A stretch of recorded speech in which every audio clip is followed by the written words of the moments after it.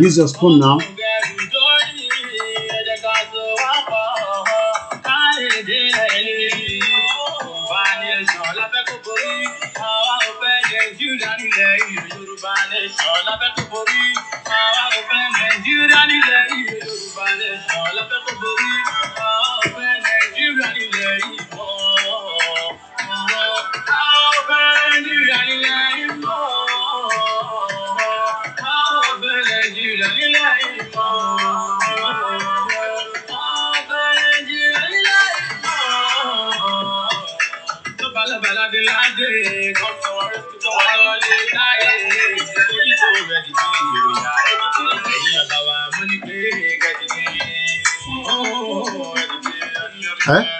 Tissues there.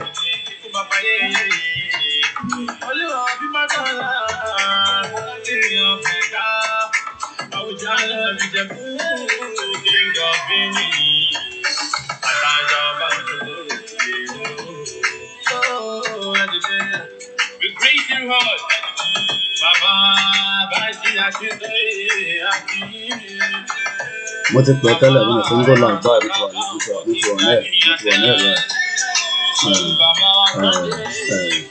I'm sorry for what you done.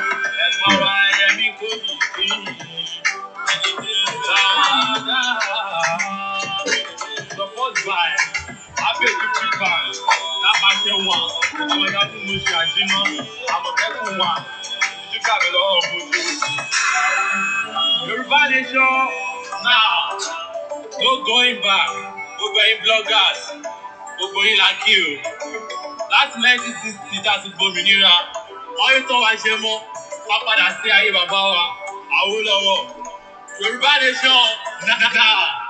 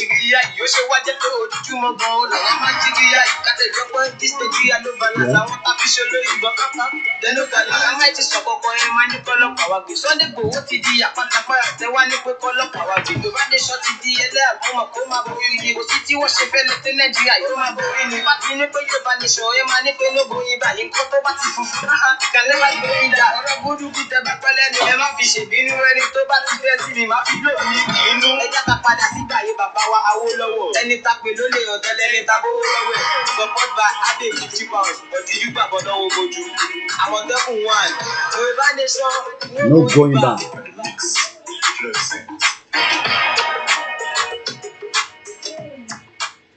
Moki Boboakwe, a very good afternoon and welcome to the afternoon broadcast. Moki Bobomo Yoruba, pátápátá níbikíbi tí ẹ bá ti ń gbọ́ bí tí ẹ ti ń wò mí. Moki onílé, moki àlejò. Moki wa pé a tún káàbọ̀ padà sí orí ètò. Èní ni ọjọ́ Jímọ̀, Friday 27th of May 2022. My name is OLAMILEKAN, and I welcome us as we're joining the program. We're going to discuss advantage of Yoruba Nation. We're going to review what does it mean to have 5 million in a global world. There will be a lot of conversation. Èmi nìkan kọ́ lọmọ Yorùbá, ẹ̀yin náà máa láǹfààní àti dá sí ètò náà at the time when we release the number for you to call. It might be a long broadcast, but it's going to be a long day because at 7 o'clock, ìyá wa Onítìrí, àwọn náà máa bá wa sọ̀rọ̀, and that will be transmitted on all the media. And I hope all the broadcast is coming out very good. If the lighting is a little bit dull, ẹ má bínú, is because I want us to see the background. So more tinted too much. So only my in and out. Please bear with us on that. I've got enough light, but you got to remember that there's another light coming from outside that will be transmitting into the broadcast. So that might be having some kind of effect. I'm live on YouTube. We're live on all the platforms. I don't have double name. I only have KOIKIMEDIA. Àfẹntóbá mọ orúkọ yẹn délẹ̀ ló máa ní Ọláyọmí Kóìkì. Ọ̀pọ̀lọpọ̀ máa ń pè mí ní KOIKIMEDIA. But my full name is Ọláyọmí Kóìkì.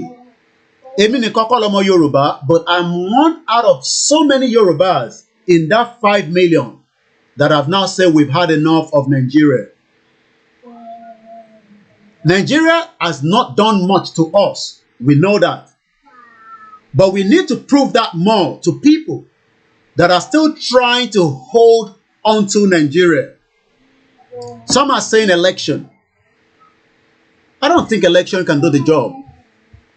I'm going to play my anthem and then we kick into the broadcast. Like I said, just manage the video.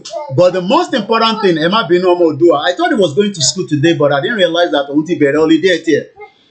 So there might be is little noise at the background. If you are not somebody that like that, you might want to come out of the broadcast because I'm not going to stop the broadcast because of the Omodua to one in the background. So maybe some of you might not be pleased with those kind of noise. That means this program is not going to be for you, and I cannot help that. What really is Nigeria, and who are we as Yoruba people? All that we're going to be discussing later on this afternoon. Again, today is the 27th. Let's just confirm that all the platforms are working and the sounds are coming out very good. That is very, very important. Because we are now at the stage that ọ̀rọ̀ tá bá ń sọ a fẹ́ jẹ́ kí ẹ gbọ́ dáadáa. Look at that, and I want you to continue to look at these. This is the world, and we have been locked into a different entity called Nigeria. Àwa la nílẹ̀, but orúkọ tó gbélé lórí òun ni problem, and that is why we want to change that. The moment the name change out of Nigeria, you will see how flourished and how important and how valuable we are ní gbogbo àgbáyé. Ẹ̀rí ọ̀wọ̀ tó máa fi fún wa here in this world and even after we depart the world.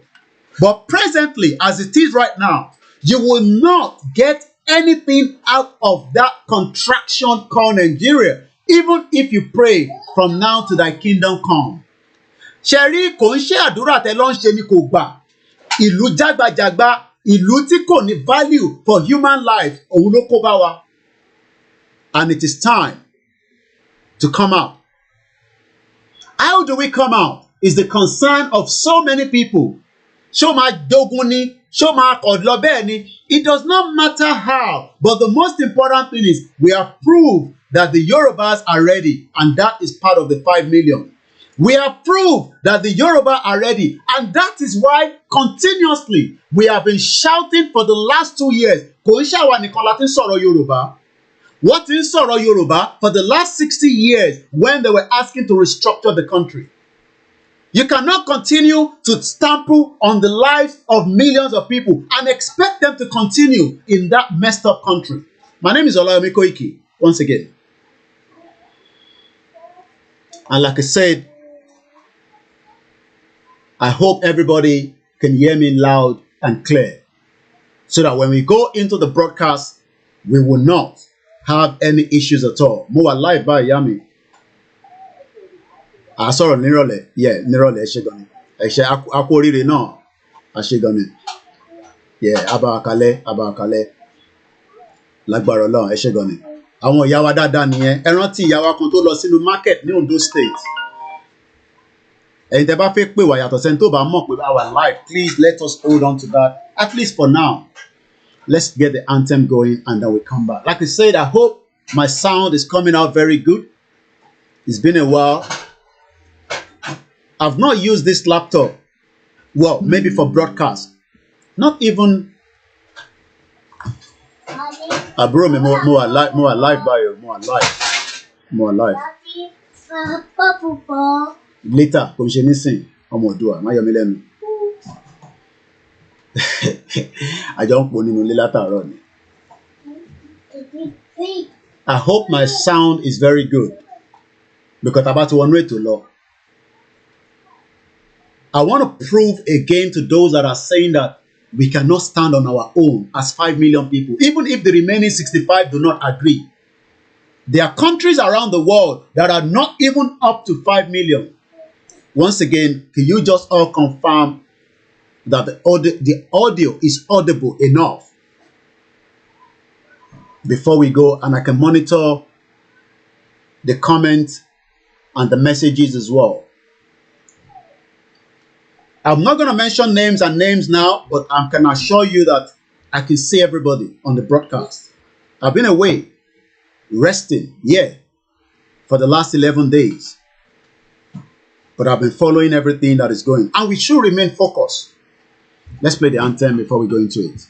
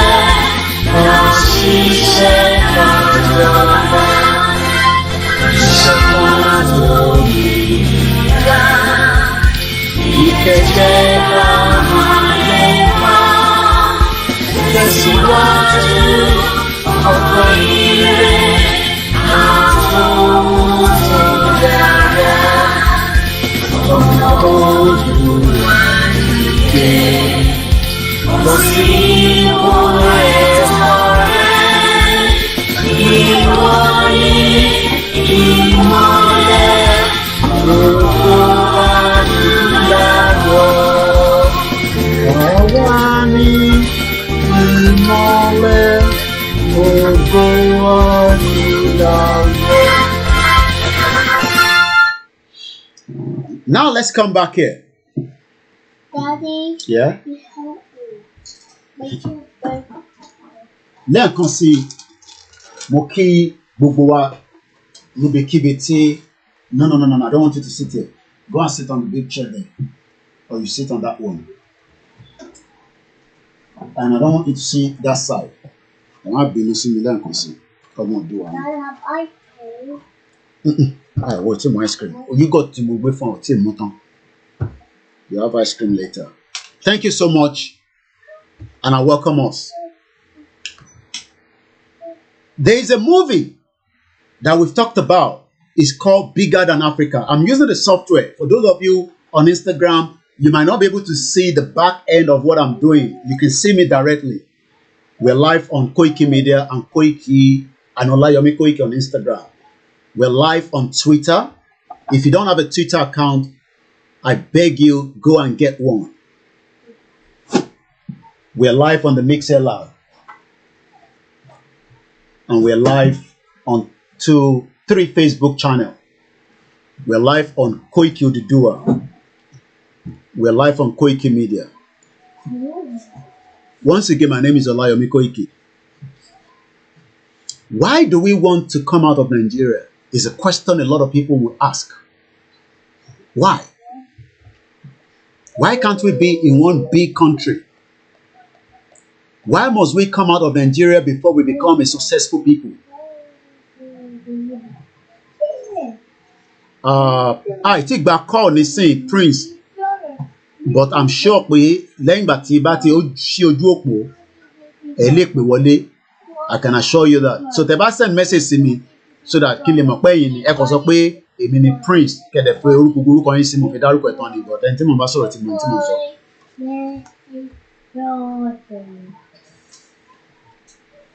Ẹ bá bìdú mo fẹ́ make sure pé ọmọ yẹn kọlu ohun tí mo gbé kalẹ̀ síbẹ̀.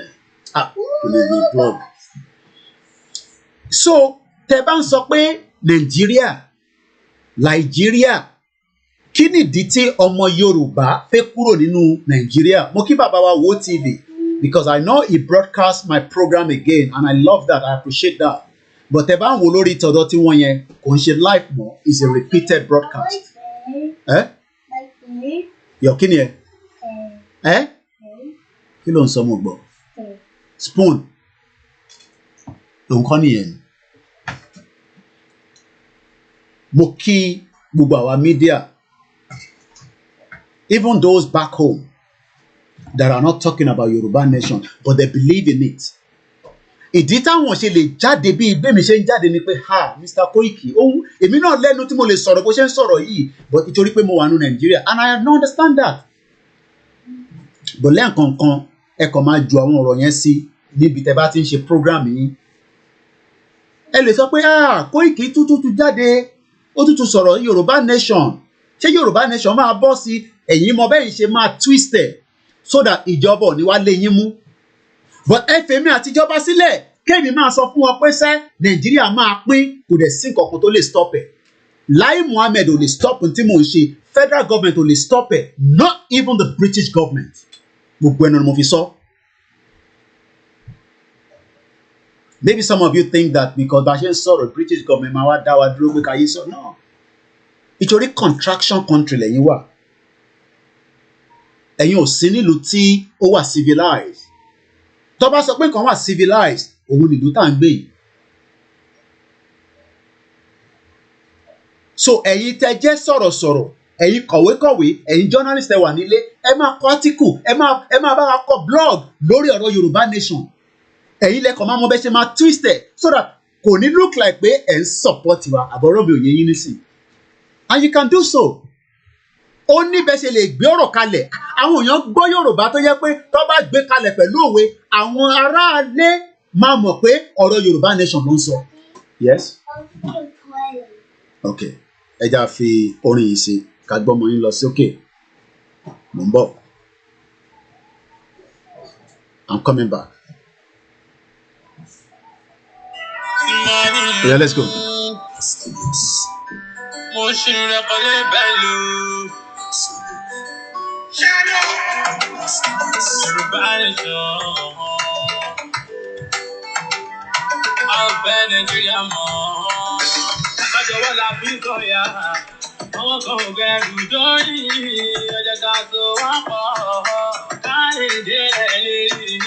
Yoruba Nation, la fẹ́ kó borí.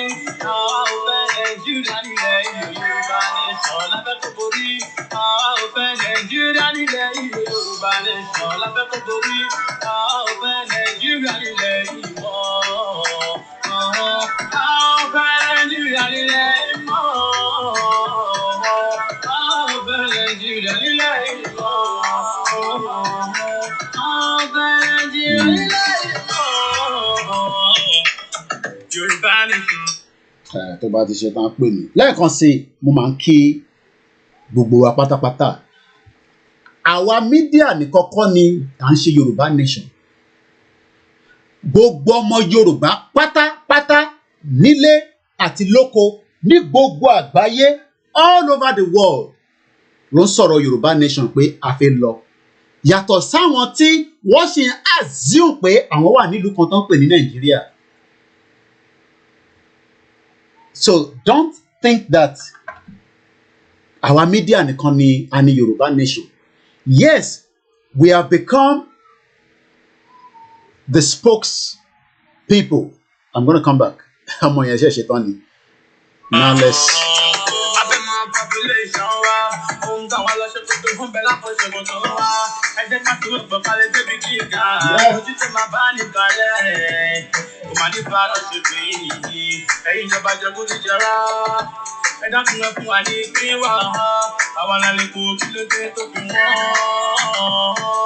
Yoruba Nation, àwọn kan ò gẹ̀rù dórí ọjà ká tó wá pọ̀ káyé délẹ̀ lé Yorùbá Nation lábẹ́ kó borí àwa ò fẹ́ Nàìjíríà nílẹ̀ ìlú Yorùbá Nation lábẹ́ kó borí àwa ò fẹ́ Nàìjíríà nílẹ̀ ìlú Yorùbá Nation lábẹ́ kó borí àwa ò fẹ́ Nàìjíríà nílẹ̀ ìlú mọ́ àwa ò fẹ́ Nàìjíríà nílẹ̀ ìlú mọ́.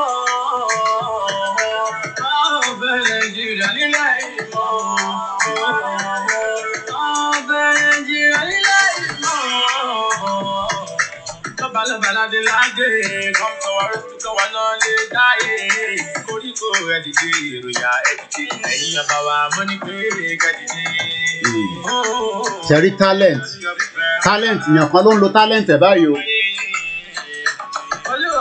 A ti share broadcast orin yẹn kan náà wọn ọmọ Yorùbá tàtà òun ló ṣe music yẹn. We have different talents. Because I don't want to waste too much time and I have a lot to discuss. Ìyẹn mo ṣe ń lo software. I want to go straight into. Some of you have been asking, ẹlòmíì ò tẹ bá ṣe ń sọ pé bigger than Africa yẹn could get it. So I'm just going to show you what it looks like so you have an idea, you know, the template of the picture. I cannot play it. Maybe we can play, okay, one day a bit of advert lórí YouTube. So, which I think we can make use of. Which is okay because that one is just maybe like I'm an advert kekeke to man share. So that is just going to be a preview. I do not own the copyright to that, but I can show us and I can share that with us. Like I said, Emma Bino, if you are having a reflection back, I don't know what it looks like, but I'm monitoring the camera and I don't think it's too bad.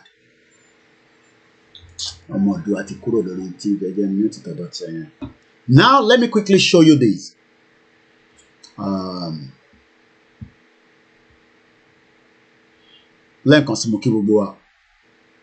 Moki, every one of us, that we are almost there. And nobody can stop it. Nobody. And I said it this morning, not even any media. KOIKIMEDIA cannot stop Yoruba Nation. No media can stop Yoruba Nation. Yoruba Nation has actually come to stay. So, the video we are about to watch now is just a bit of preview.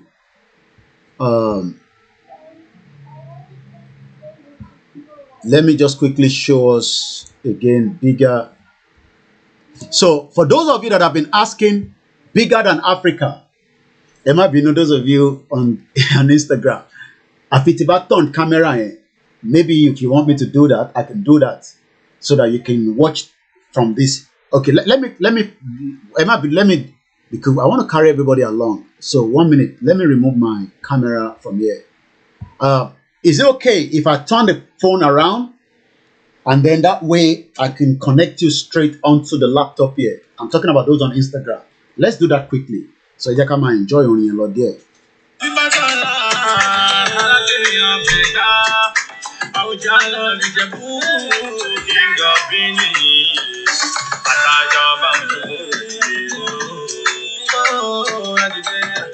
With grace and heart, Baba, the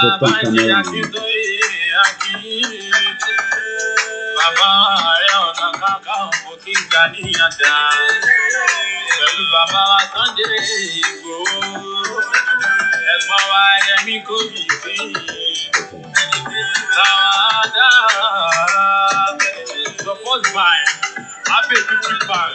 That much one. Oh my God, I'm a devil one. You got me all. Yeah. Yoruba Nation. So I'll do the same. I'll do Yoruba Nation, no going back.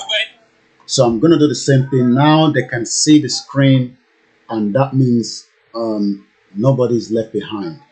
Because Lord showed me, we carry everybody along. So I can manage Instagram. I mean, that's the best I can do, and I think it's not too bad. At least you can see the screen. I think I can do one more on the landscape. I can shake on the landscape again. I'm seeing my Instagram, your man on the landscape.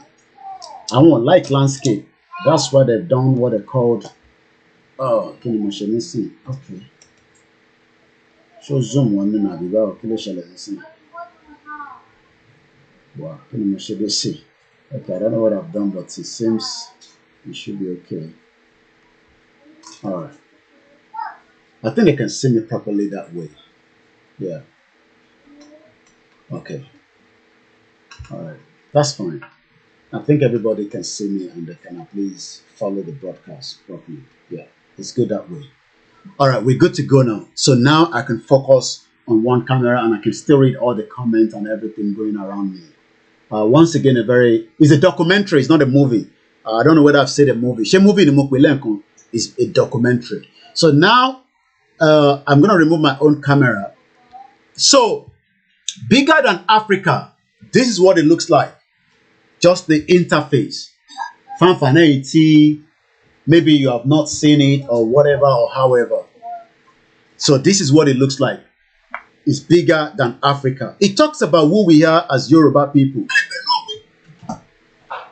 So what I'm going to do now is I've been able to see one video that we can use. It's not mine.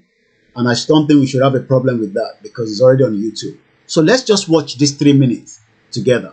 From the west coast of Africa to North and South America, Cuba and the Caribbean, the Yoruba came en masse.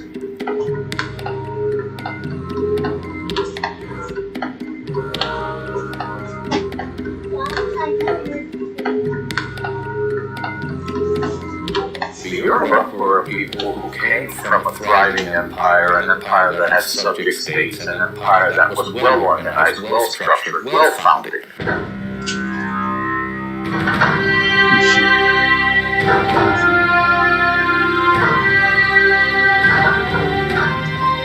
We are the strong that has been strong in our pioneers since our ancestors came and said, "We are your children, and God do not throw us away." For me, it's a very sad song because it reminds me of the pain of my ancestors. Spirituality is embedded in humanity. This is the structure. What so manifests spirituality is what we call religion. Hundreds of years after their arrival to the New World, their culture might have survived it all. A cultura do povo Yoruba foi muito importante para a emancipação, para a liberdade do povo que estava negro, africano, que estava aqui escravizado. It was during civil rights ages, we were opening Yoruba culture to the black people that had no knowledge of where they came from, had no knowledge of ancestors. Baba was a part of many black nationalist movements. They went to Detroit, Michigan, at Aretha Franklin's father's church. Detroit Police Department showed up and just unloaded on the church. And they started shooting up the church. We had women and children with us. Our soldiers fired back until they had no more ammunition. Meanwhile, the black Panthers got a hold of what was happening to us. Yoruba culture did not teach turn the other cheek.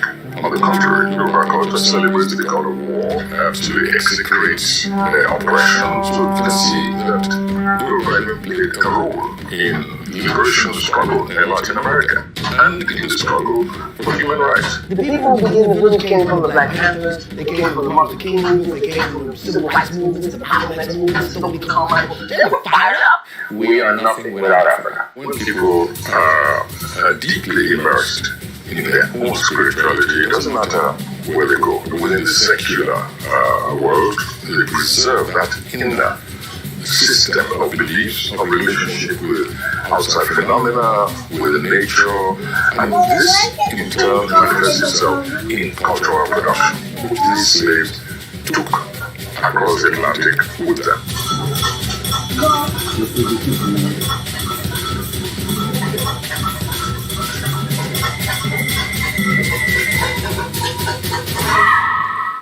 Bigger than Africa. Lẹ́ẹ̀kan sí mo máa kí gbogbo ọmọ Yorùbá pátápátá nílé lóko. And now let's come back to my screen. That is just 3 minutes of that documentary. That is the only thing we can show you. And I hope you understand the reason why we are saying, why should we then be trapped inside a country that is not our own, called Nigeria? I understand because àwọn èèyàn púpọ̀ ti wà nínú Nigeria for 61 years. So tá bá ń sọ pé ká break from Nigeria, that war, a lot of people don't buy it. Kí lẹ mean pé ká break? How can you sit in UK? How can Baba Akintoye? How can IGBOHO? How can Global Directorate? How can all the self-determination? They are even saying, how can the 5 million people that signed the petition say we should break away from Nigeria? Because we more value who we are as Yoruba people. And ento bade timo, Sherry Otonike Masakwe, Nigeria is big. Let us manage it. Let us be with it. Let us cope with it.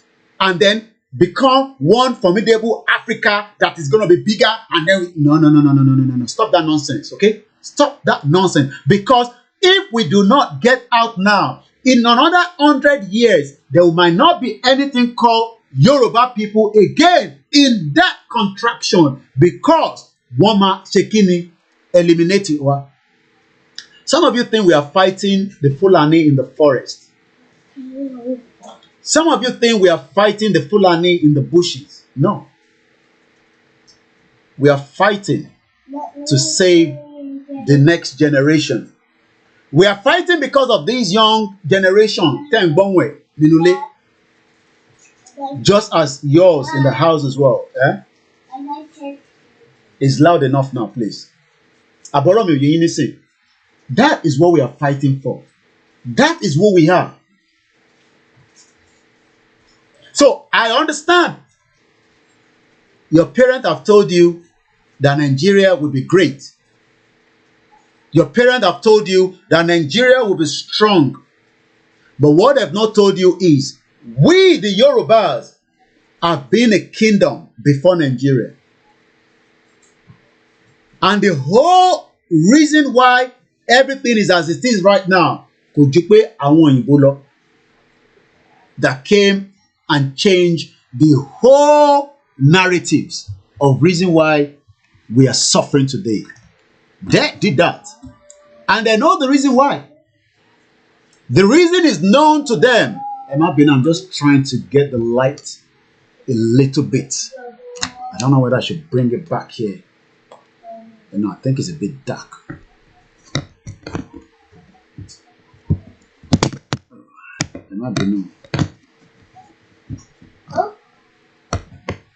I think I should come back here. Because this one, for whatever reason, just keep moving. But for whatever reason, it keeps moving. I think it's better that way.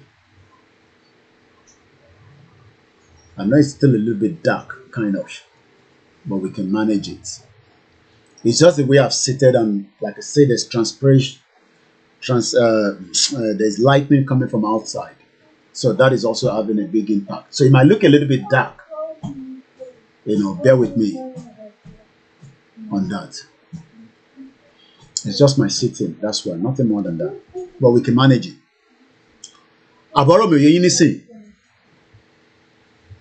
Nigeria is not we. Our Nigerians. Oyinbo will change that dimension. There are so many reasons why we should go now. And those reasons, they've come in their in their millions. Let's even talk about this bigger than Africa, based on my own notes. I watched it. A few things I picked up. The most important one is the Yoruba woman in commerce. Àwọn tó ń ṣòwò. So tẹ́ bá ń sọ pé Fúlàní tó wà nùgbó, Fúlàní tó wà nùgbó yẹn náà ni kò jẹ́ káwọn ìyá wa kọ́ lè ṣòwò mọ́. Just manage it if it's dark. At least ẹ mọ bójú mi ṣe rí. So manage it. Voice mi lẹ fẹ́ gbọ́. I can't do more than that. Mo ti ṣàlàyé fún yín, so I wish I can do more, but just manage it. Ẹ má bínú. Dúró ni wọ́n máa ń sọ pé ojú lọ̀rọ̀ wà, àbí bẹ́ẹ̀ kọ́. Ọ̀yin Yorùbá oríṣiríṣi ló wà lọ́wọ́ ní ojú lọ̀rọ̀ wà. But I'm sure you can manage it. Àfi tẹ́ ẹ bá fẹ́ máa wo àwòrán tó wà lẹ́yìn yẹn, I can lock that. Yeah, easy for me. All I just have to do is see if I can go back to something like this, and then that will probably brighten it a little bit. That's the beauty of technology. Mo ti yọ background yẹn, original ẹ̀ ń wò tẹ́lẹ̀, mo ti yọ original yẹn kúrò. So if you want it this way, maybe I can do so. At least we know what it looks like at the back, and we can manage it like that. Ẹ má bínú lẹ́ẹ̀kan sí. I know it's been a while and you expect everything, but like I said, it's just the way normally I don't sit like this. And I have the green background. Green background, your man fi saying, Luma fin cripsy. Maybe you don't know. Do you know that? You know we educate a lot on this program as well. Very much you might educate me, not the man go Shema reason to Shema bright dada, Asho green, Asho yen mo fi sibi by anything, almost sibi by. So tó bá yẹ pé mo jókòó báyìí tí mo face báyìí aṣọ yẹn máa wà ní ẹ̀yìn but nítorí àwọn kan tí mo gbé sẹ́yìn ìtorí ẹ̀ ni. And remember I'm broadcasting from the house. Thank you so much Bashiru Mustafa. So but the reason why I just wanted to have that clear background is because of the demonstration, especially with my map. This is the world map, okay? I'm a debate. So let's continue. Anyway, the most important thing, we're not having issues with the transmission, which is very good. That's the most important thing. Where are we now? Before I lose plot, we're talking about the commerce. Tẹ́ bá rántí ìyàn kan dárúkọ ìyá wa pẹ̀lú ewúrà. Àwọn ìyá wa tó ń ṣe business. I'm not talking about yẹ̀yẹ́ business o. Big business. Ṣé mo pa àwọn ìyá wa yẹn nísìn? Díẹ̀. Àwọn ló wá lọ ń tọrọ lọ́wọ́ politicians. Politicians more wọ́n pa commerce. Tí bá ń sọ pé commerce òwò táwọn ìyá wa ń ṣe mo ì tí sọ àwọn bàbá wa o òwò táwọn ìyá wa ń ṣe wọ́n dẹ̀ damage ẹ̀.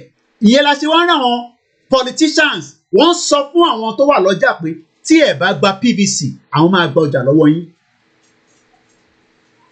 Gbogbo tó máa change lélẹ̀ gbogbo tí kò ní happen nígbà tá a bá délẹ̀ lórí lélẹ̀ tí politician máa threaten not even aráàlú ó máa threaten àwọn obìnrin wa àwọn ìyá wa. This is what the politicians have done for 61 years, if not even the 22 years. Peter Mamu láti 22 years. Because ṣe ráwọn tó wọlé ní 2019 láti 1999 bàbá kúrò lè ní wọ́n.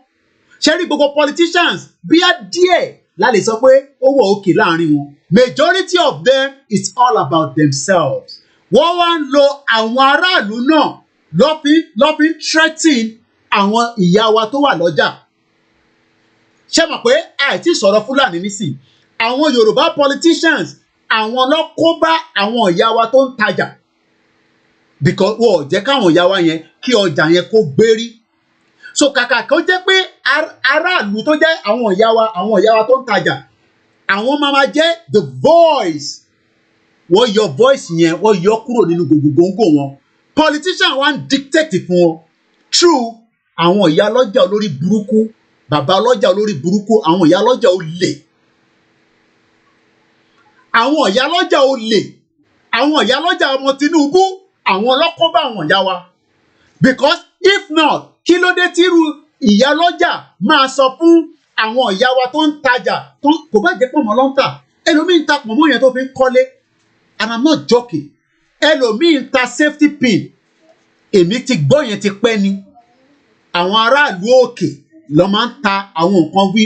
Àwọn dàbí àwọn Pakistan tó ń tajà nílùú yìí tó bá wọ shop Pakistan oríṣiríṣi tó bá sọ pé £1 tó bá débẹ̀ o lè ná £5 sórí wóróbo tó bá máa fi mú báyìí tó bá gbé níwájú wọn báyìí ó lè di £10 kò sí ṣọ́ọ̀pù paki tó bá wọ̀ a máa ń pè wọ́n ní paki tó bá wọnú ṣọ́ọ̀pù wọn wóróbo yẹn ó di odindi ní táwọn ìyá wa ń tà nìyẹn because nígbà táwọn ìyá ti wá ń lọ sí Austria tó lọ rajà àwọn ìyá ìlú òkè yẹn àwọn ń ta wóróbo and they were making good money out of it àwọn ìyá ilé Èkó àwọn ọmọ mi Èkó I understand àwọn mothers wa kankan àwọn yẹn ló máa ń ta léèsì nǹkankan mo dẹ̀ rántí pé màmá tèmi nígbà táwọn bá ń travel láti ibi tó ti lọ rajà nínú ṣọ́ọ̀pù wọn ní gọ́tà ni wọ́n ti ń ṣẹ́wó padà fún wọn kó tó dé padà sí Nàìjíríà ẹ gbọ́ láyé mi yé mo ń sọ̀rọ̀ lórí bigger than Africa they talk about Yoruba women in commerce they were business women Yoruba system of government àwọn politicians àwọn ló gba agbára yẹn kúrò lọ́wọ́ àwọn ìyá wa ìyẹn lẹ ṣe wá ń rí wọn nísìn tí politician bá fẹ́ ṣe campaign àwọn ìyá lọ́jà ló máa rọ́ lọ síbẹ̀ ẹ̀yin mọ̀ ni kò ń gbogbo àwọn ìyá yẹn àwọn alákọ̀ ń bọ́ àwọn ìyá yẹn pé ẹ̀rọ àwọn ìyá wéèrè nǹkan no wọ́n ń threaten wọn ni pé ṣọ́ọ̀pù yẹn wọ́n máa gbà lọ́wọ́ ẹ wo bó ṣe tẹ́jú oṣó market bẹ́ẹ̀ lọ náà ní gbogbo market wọ́n gbá àwọn ìyá yẹn dànù sẹ́gbẹ̀ẹ́ wọ́n gbé fún àwọn big people àwọn ìyá yẹn wá ń tajà lórí railway ṣé ó yẹ kó rí bẹ́ẹ̀ bí àṣà ìyá wa ṣó yẹ kó rí bẹ́ẹ̀.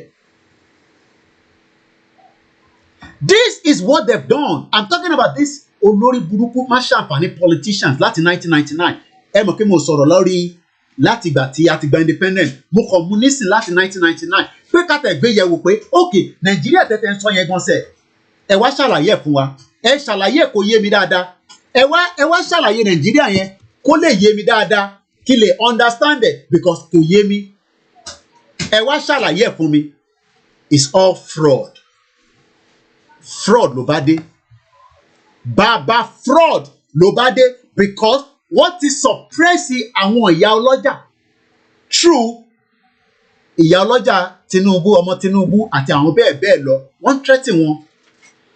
So the majority of our women that should become powerful that should become strong within the society they've taken that power from them using veto power. Èyí tó bá wá ṣe tiwọn wọ́n máa ń rán àwọn tug gbàyìn lọ́ máa rán àwọn tug come make sure pé wọ́n dín pẹ̀lú ìyá yẹn and as time goes irú ìyá yẹn máa ṣe kí ni ó máa akọ let go ní pé wẹ́ òun láwọn ọmọ tó ń fẹ́ rán níṣẹ́ òun láwọn ọmọ tó ń fẹ́ rán lọ sí school àbọ̀rọ̀ mi ò yé yín nísìn okay yeah take it. And that is exactly what has happened since 1999. So ìwọ ọmọ tó wá bí láti 1999 ìyẹ́ ò ṣoríire mọ́ kò ṣe pé so sórí gbogbo àdúrà tá à ń ṣe àdúrà ń gbà àmọ́ the process tàdúrà yẹn máa fi knock tó máa fi ṣiṣẹ́ wọ́n ti hijack ẹ̀ kúrò lọ́wọ́ àwọn ìyá yín àti bàbá yín the process tí àdúrà máa fi gbà nínú family ẹ̀ ìtorí pé láyé jọ́hun àwọn ìyá ìlú òkè wọ́n rán àwọn ọmọ wọn lọ sí ìlú òyìnbó confam ní tí mo mọ̀ they might not be educated but wọ́n fẹ́ make sure pé àwọn ọmọ wọn wọ́n lọ compete ọmọ Yorùbá ni mo sọ yìí nísìnyí o ẹ imagine àwọn ìyá tó ń ta wóróbo wọ́n mọ̀ pé àwọn ò wà educated because àwọn bá òwò lọ́wọ́ àwọn tó bí àwọn náà ni grandma tèmi táṣọ òkè tó fi kú ni kọ́lọ̀ fọ́ọ̀mù kẹ̀ ní phase 2 níbẹ̀. Ẹ jẹ́ n bá ọmọ ọdún mú ice cream if not mi gbádùn wait which one do you want? Kí ló dé tó ń disturb our blood which one do you want? Èwo ló fẹ́? Ṣé lè ló fẹ́? You don't need this one kí ló ń fi lè ṣe? Eléyìí you want this one? Ẹ máa bẹ́ẹ̀ fi sínú tí ẹ̀ náà ló ti fẹ́ máa waste the toilet roll nínú ilé yàgbà. It's too cold. You walk on pay more. Yeah, and come out from that side. I don't want you that side. Then she bread it àwọn ará Nàìjíríà ò rí jẹ. Òun ni wọ́n bá sílẹ̀ lẹ́fà ẹ̀. Àbọ̀ mọ̀ pé bread wọ́n ní Nàìjíríà bí sí. Ṣé o mọ̀ posterity wà Nàìjíríà? Àbọ̀rọ̀ mi ò yẹ yín nísìn. Àwọn politicians àwọn ló ṣe jàmbá yẹn láti 1999 àìtí sọ̀rọ̀ Yorùbá Nation mo kàn fún yín ní analysis Nàìjíríà tí ìwọ ọmọ tó bí ní 1999 ṣó mọ̀ pé prior before 1999 àwọn ìyá wa nígbà yẹn wọ́n máa ń rán àwọn ọmọ lọ sílùú òyìnbó l'Amẹ́ríkà wọ́n ní ṣìgìdì owó lọ́wọ́ láì ṣògùn wọ́n ní kí ni mo sọ wọ́n ní ṣìgìdì owó àwọn ìyá wa yẹn àìmọye àwọn bàbá tó ti gbowó lọ́wọ́ wọn tó tẹ̀ dá padà àwọn ìyá wa máa kówó fún bàbá láti lọ wá máa ṣe bísínẹ́sì míì inú owó ọjà ni àwọn ìyá yẹn máa ti ń kówó yẹn jáde in millions of naira. Now wá béèrè lọ́wọ́ ara ẹ nísìn máa lówó nínú family yìí o wá ń wá politicians àbíyàn kan tó máa fún ẹ ní fake bank account láti fi apply fún visa lọ sí America sí Canada ṣó mọ̀ pé genuine money làwọn yẹ nígbà yẹn àwọn ìyá wa yẹn kì í sọ pé àwọn ìyá wa pẹ̀lú pé gbogbo wa náà ni àwọn ìyá wa ṣó mọ̀ pé genuine money ló wà lákàntì wọn so need láti ní fake statement.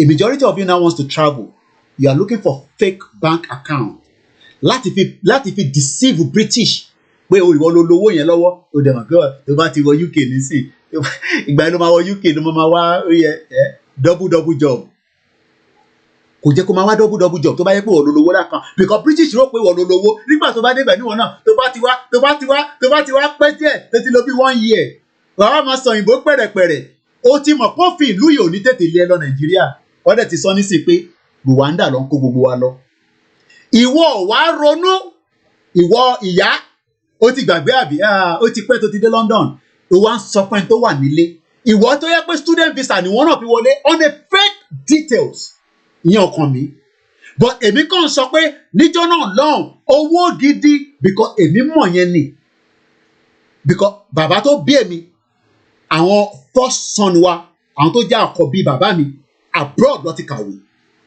and you can imagine the exchange rate don send tilé láti lé wá sí ìgbà yẹn Yugoslavia sì dá tá a bá kúrò ní Nàìjíríà a lè rí ògo lò kò ń ṣèpè tí a bá kúrò nínú Nàìjíríà ògo yẹn ta máa ń sọ pé ó wá ní ògo adúláwọ̀ ògo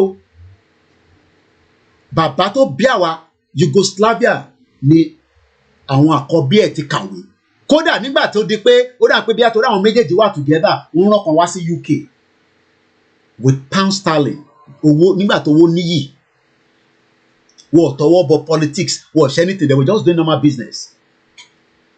Now ìwọ tó bí ní 1999 ó wá jókòó wọ́n ní kó lọ gba PVC ó kọ́kọ́ wo environment ilé bàbá ẹ pé ìjẹ́ bàbá mi tó bí mi kí ló dé tẹ́ environment ṣe rí báyìí èmi wá jókòó síbí pẹ̀lú different 5 million because kò ń ṣèmi nìkan wọ́n ẹni mọ̀ pé mo ti carry gbogbo àwọn àtàjọ sign petition yẹn 5 million àwọn ń sọ nísìnyí pé ẹ jẹ́ ká padà sílé kí a lè rétò yẹn tó dáadáa a fẹ́ tó dáadáa ni ó rò pé tá bá ti débi tá à ń lọ yẹn èèyàn kan máa ga jù èèyàn kan lọ no kò rí bẹ́ẹ̀ gbogbo wa la máa rí bákan náà I'm telling you gbogbo wa làwọn wọ́n máa dán pé ọmọ London boy wọ́wọ́ boy ó máa ń dán ṣáá ni no oúnjẹ tí yàn ń jẹ ni nutrient ló wọnú ẹ̀ òun ló ń tọ́nà ẹ̀ bí àti sí pé bí awẹ́dà yìí náà wà òkè àwọn ará Qatar ń jẹun gidi wẹ́dà wọn dẹ̀ ṣàbí òun gidi ló wà ń bẹ̀ lọ sí Dubai kò rí òòrùn tó wà ní Dubai kò dẹ̀ wo àwọn wọn bó ṣe ń dán lọ́bẹ̀ lọ́wọ́ bàbá wa ọmọ borí owó àti Lamid tó wà ní Dubai pẹ̀lú àwọn tó wà ní UAE so kò make any reason pé ìwọ tó ń wò pàòpàò máa sọ fún yín tá ò bá sọ fún yín àwọn family yín you all look sick kò ń ṣe pé mo fi ń abuse yín you look sick because àánú wa máa ń ṣe yín nígbà míì tí family ẹ bá wá sílé tó ń wò yín báyìí ó ń wò pé kí ló dé tẹ ṣe ń wò bí ìgbà tẹ yẹ pé àìsàn ń ṣe yín because àwọn ìyá yín tó yẹ kó máa tọ́jú yín politician ti gba agbára kúrò lọ́wọ́ wọn ó jẹ́ kó rí business ṣe mọ́ ó wá mọ àwọn tó gbé business yẹn fún mò ń bọ̀ lórí yẹn. Equal right in Yoruba Nation, you're right. Mo kí gbogbo wa lẹ́ẹ̀kan sí níbi tí ẹ ti ń darapọ̀ mọ́ wa nílé àti lóko and all over the world. Ṣé like map mi ṣá? So nice. Tí bá sọ pé all over the world gbogbo ibi tí ẹ lè think of in 195 countries. I hope I'm right. Say 195 countries all over the world. And we have now become a country where nobody value who we are. I want to say, is it not time to think about it? Even if you don't, tó bá yẹ pé Chief Sunday Igboho ló like, think about the future of the next generation that we are fighting for. Tó bá jẹ́ pé Bàbá Akíntóyè, torí pé ẹ fi pé òun ló lead, dẹ̀ lè agree pẹ̀lú ẹ̀. Nígbà bàbá yẹn, nígbà ẹlòmíà máa sọ̀rọ̀ jágbájágbá. Ẹ ti understand me sí? But ṣé value wà lórí pálí tàbí ẹ tẹ̀ bá mi wo pálí rárá ná? Ṣé value wà lórí ẹ̀? The same passport that does not take you around the world. Oh, my passport. Our passport kan wà. It takes you around the world. If your mother was doing a right business in Nigeria and was into trade, but they cannot do trade anymore. You know why? Because the politicians have damaged that process. The politicians have literally made that process ungovernable for the people. And that is why people like us is now saying, come on, let's review this. Let's review this. Let's ask ourselves the truth. Is it working? Or are we just trying to manage it? Oh, let's go and manage Atiku again. Let's go and manage PDP again. Let's go and manage APC. Are you sure? Are you sure that there will be 2023? If 80% of the income that is meant to be for the people, 80% owó tó jẹ́ kó wà ní aráàlú is now in the hands of the few, 20%. And you can now see the 10% are now dictating to millions of you, where the university students are just sitting down at home, doing nothing. Doing literally nothing. Probably praying.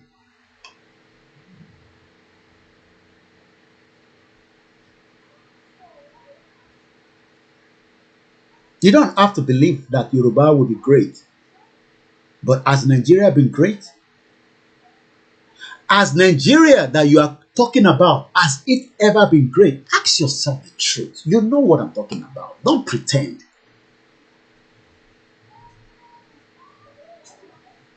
The basic things of life. Somebody just say it. Mr. Adeobi Ismaila. What human being need is electricity, house, food, clothes, then heat care. Health care, I think he wants to say. Because at some point, you will feel not well and you need to go to the hospital. Well, if we talk about countries, Bashiru show àwọn ìlú kan ẹ jẹ́ n lọ gbé page wa yesterday. I'm going to take this one off so that I can walk behind. It was actually showing us countries. Let me quickly show us this. Are you aware or you don't know? June 12, June 9, America, June 9, UK, June 12, Sacramento, I hope I pronounce it very well, California, and any other countries that you, I know Dubai don't allow protests, so be careful. But I believe every other country, ti UK, like me mọ̀ pé, àtàwọn tó ti sọ fún mi l'America, but èmi ò ní jókòó sí báyìí, ẹ̀yin ará Libya, ẹ lọ ṣe rally, responsibility ti yín nìyẹn. If you think you can do it.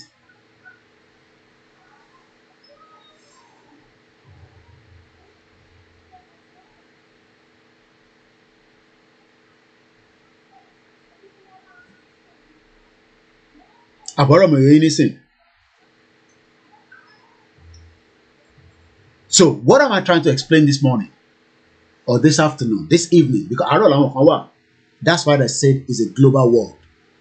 Táwa bá wà lọ́sàn, àwọn kan ṣe jí láàárọ̀ ní Canada, ní gbogbo other part. Àwọn kan ti wà níjọ́ kejì, Australia, New Zealand, and we have a lot of Yoruba people there. qualified Yoruba people. Ṣẹ́rí gbogbo ọ̀nà ọbẹ̀ yẹn àwọn tó kàwé ló pọ̀ jù ní gbogbo ọ̀nà Australia, New Zealand, doctor, medical line, doing very well. But the home is not working. Like we said earlier this morning, it's just a limited one that we have, the flags. Mostly for those that are coming for the rally. Because fẹ́ jẹ́ kẹ́ ẹ dé sí rally, ká máa wá ṣọwọ́, rí nǹkan tá à ń fi sókè. You need to get a flag for yourselves and maybe for your friend. And we appreciate those that have already said, Koiki, we need that flag. And hopefully, if I can still post them today, I will post them. Bí a táwọn ọmọ ọdún àgbà bá dé láti school, màá sáré lọ post them. Ó ṣì di 5:30 kí post to close. Ṣé gbọ́ bó ṣe ń rán mi iṣẹ́? Dang, bó. Ice cream ẹ̀ ló ti melt. Lẹ́ẹ̀kan sí, mo máa kí gbogbo wa pátápátá nílé àti lóko. Gbogbo wa lọmọ Yorùbá, ọmọ Yorùbá kan ò ga jura wọn lọ. So èyí tẹ́ wà nílé lótìtọ́ ẹ máa ń feel pé àwọn tó wà ní diaspora wọ́n ga jù yín lọ. And I keep telling you that it's a total lie. Irọ́ ló wà ń bẹ̀. Kò síyàn kan tó ga jù yàn kan lọ. We are all the same. Ìkan náà ni gbogbo wa. Ìdí tí ẹ̀yin ò kàn ṣe wà òkè ni pé poverty ní country Nigeria. So ẹ jẹ́ ká lọ mú àwọn ìlú yẹn jáde tí Bashiru Mustapha tó fi sórí timeline ẹ̀ lánàá. So let me quickly get that. Once again, a very good afternoon. Anybody in Nigeria, might be the flag until we have enough that we can ship, and then that will be given free. If it's over there, they know.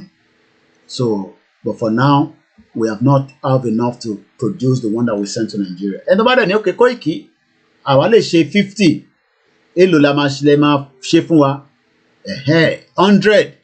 All that I can then say we can produce in large quantity. I wanted us to go through. First, let me talk about those of you saying we need a referendum before we can leave. No, we don't need any referendum. We don't need any referendum. We will opt out of Nigeria.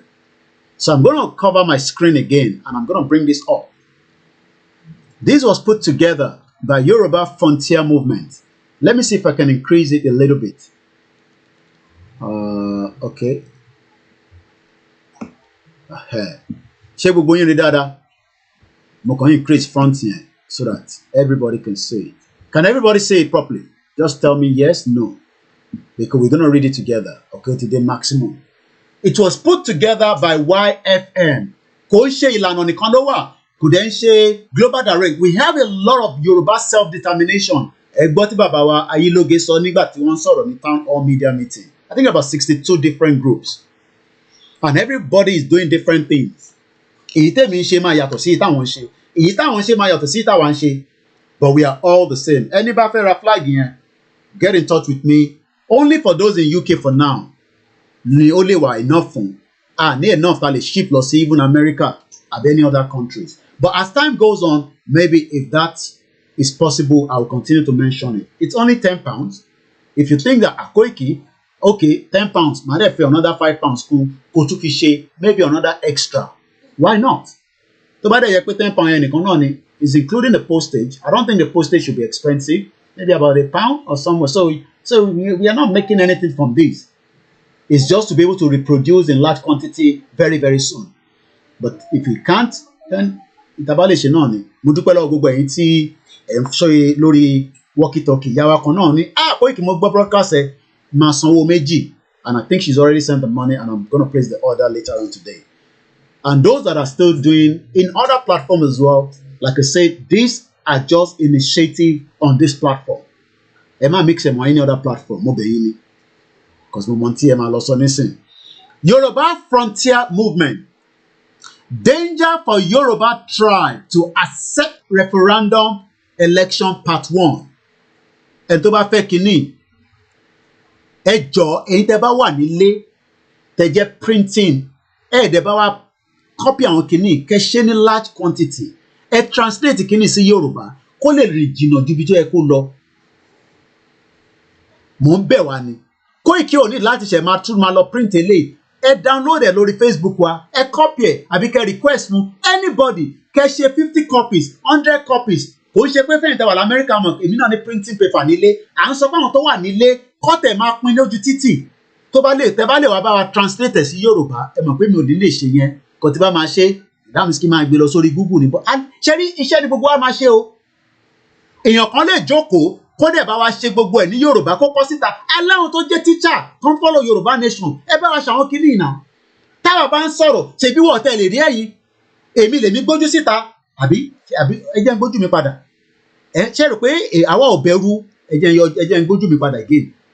A mọ̀ pé yìí sì ní fear but tẹ bá wà nílé tẹ bá wa ṣe translation kìíní sí Yorùbá wọ́n pè ní iron gbépọ̀ kí ẹ dẹ̀ bá wa resend ẹ̀ ká tún gbé yẹn síta. Òyìnbó lọ́pọ̀ ilé nísìn aláti máa sọ gbogbo tá a bá ń ṣe náà aláti máa kọ́ lédè Yorùbá mọ́tò ìbí náà máa ń sọ òyìnbó níbí báyìí but ìyẹn yàtọ̀. Ẹ bá wa print ẹ̀ kó pọ̀ in the millions just as the same information tí Dr. Aliu náà máa ń ṣe ní different time. Ẹ má fi dídá pé ó dìgbà tí mídíà bá jáde tá a bá sọ pé a need this ìtẹ́yìn náà bá lè ṣe tẹ́ bá ó dà pé mo rí information yìí o ó máa wúlò fún wa o ẹ print ẹ̀ bóyá kọ́pì mẹ́wàá ló lè ṣe ni. Mo dúpẹ́ lọ́wọ́ bàbá wa kan ní Belgium wọ́n ṣẹ̀ bá wa ṣe ọ̀rọ̀ flyer, it's not a lot but gbogbo ẹ̀ náà ara ẹ̀ ni so that táwọn ọmọ ẹ̀ bá ń jáde wá lè máa ó yẹ yín wá máa ha fáwọn èèyàn. Ṣẹ́rí at this stage ṣẹ́rí gbogbo ìfí àtẹ̀sífẹ́ Koiki ìwọ wà lábúrọ̀dì má máa kó bá wa a ti lọ. Ilẹ̀ Yorùbá ti dúró kò sẹ́ni tó lè dá dúró kò ń ṣèmi ni mo sọ bẹ́ẹ̀ àṣẹ Ọlọ́run ni wẹ́dà tó níṣẹ̀ṣe ní ẹni mùsùlùmí ní ẹni kìrìsìtẹ́nì oh believe anything àṣẹ Ọlọ́run ni. So let me go back and quickly read that. Òyìnbó ni máa kà á èmi ò gbọ́ Yorùbá láti fi túmọ̀ ẹ̀ so òyìnbó ni máa kà. So let's continue. Yoruba frontier movement, danger for Yoruba tribe to accept referendum open bracket election close bracket part 1. There are two special ways for Yoruba people to be separated and exit from Nigeria. Two special ways for Yoruba people to be separated and exit from Nigeria. Straight exit without referendum election voting.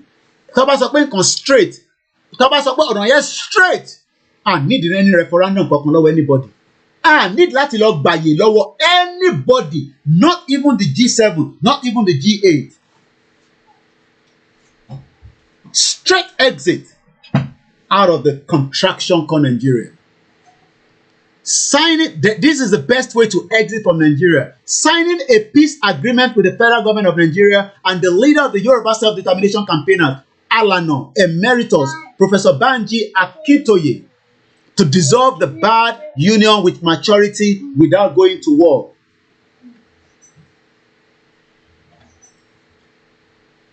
Nigeria is already a failed state due to the insecurity, ethnic cleansing. Tí ẹmọ tán pè bẹ́ẹ̀, at least ẹmọ tán pè ní insecurity, kò sí ààbò mọ́ nílẹ̀ Yorùbá, kò tẹ̀ sí ààbò gan ní Nàìjíríà.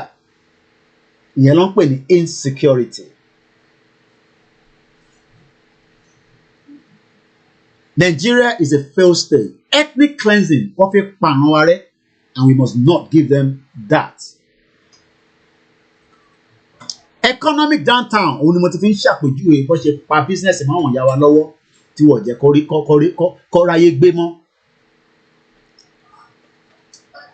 Terrorism, tẹ́ mọ̀ ẹni tó ń wọlé tó ń jáde, ẹlòmíì kọ́ gbélé fẹ́ lòmíì tó ń gbé bẹ́ẹ̀ kò mọ̀ pé criminal terrorist ló ń gbénu ilé yẹn.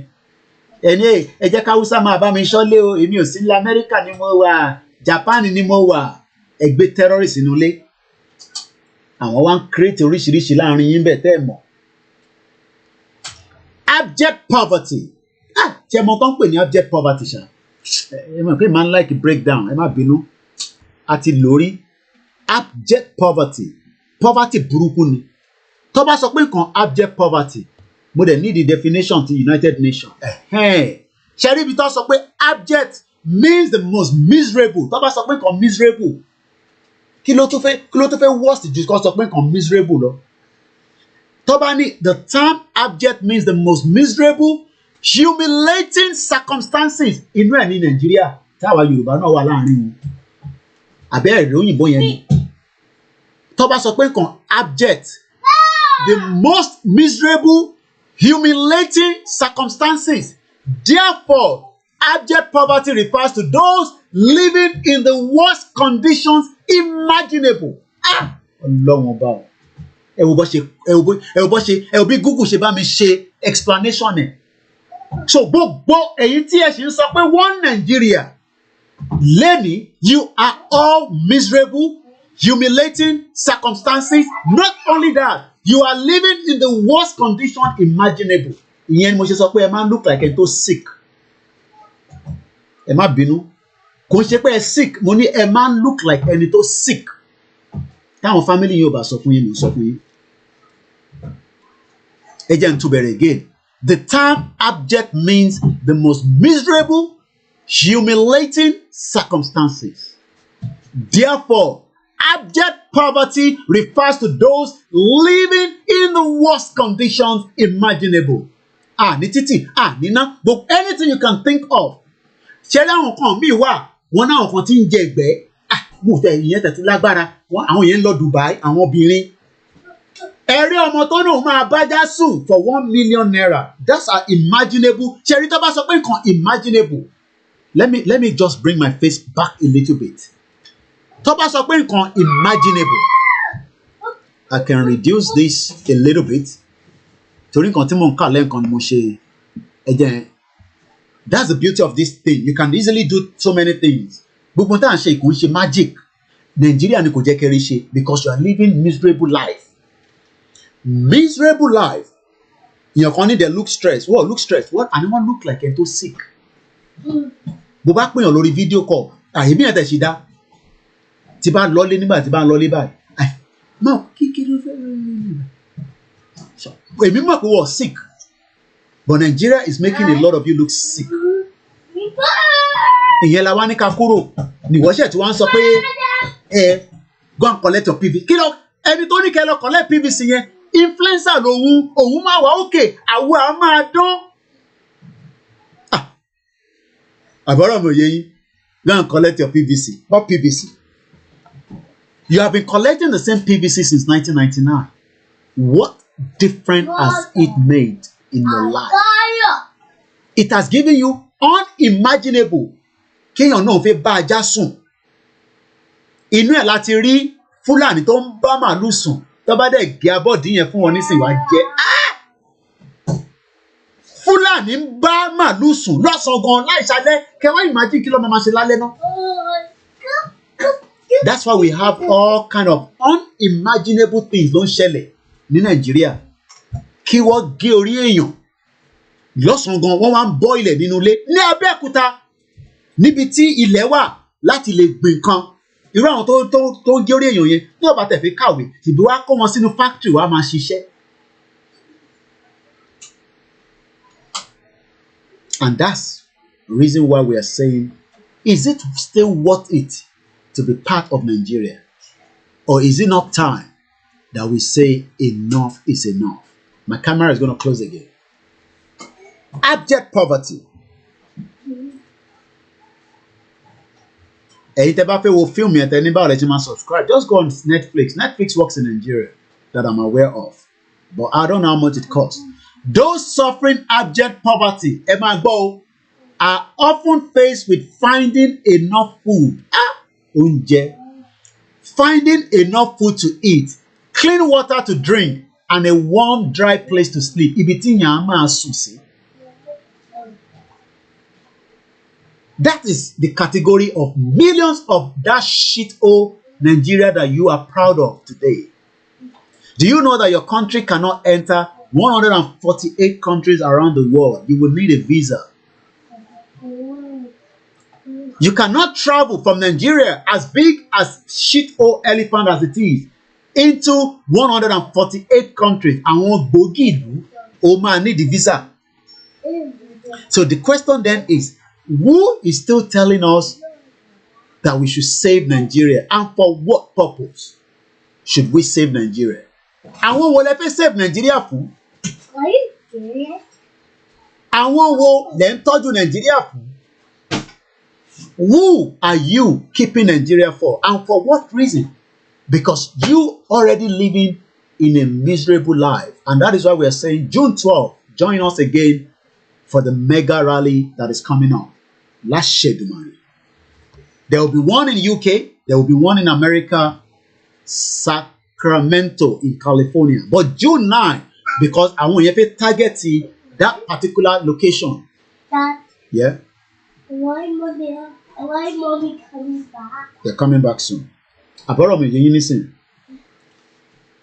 And this is what we have been telling those at home. Ẹ ṣé gan ni gbogbo ẹ̀yin tẹ́ comment pátápátá. Ẹ̀yin náà máa dá sí o. Nígbà tá a bá ti ṣojú òpó. So let me come back again. Wọ́n ní kò sóúnjẹ.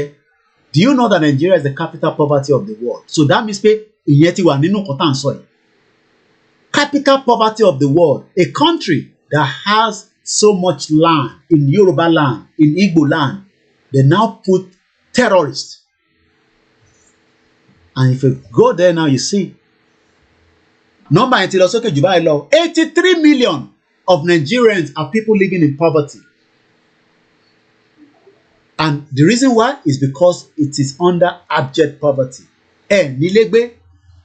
Miserable lives you are living. I want to say, let's now think about Yoruba Nation, because that's why we showed you this earlier on. Bigger than Africa.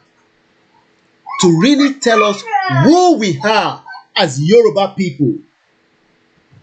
Àwa ọmọ aládé, àwa ọmọ níran tó dá. Since 1999 that you have been part of that contraction, what have you gained out of it? If not, it's just this one is just 3 minutes 26 seconds. At the play Lenkom. I'm not sure whether it's the full version. I don't know whether the full version is on YouTube. Let's come back here so that we can read this quickly. And I'm going to read it now without no interruption.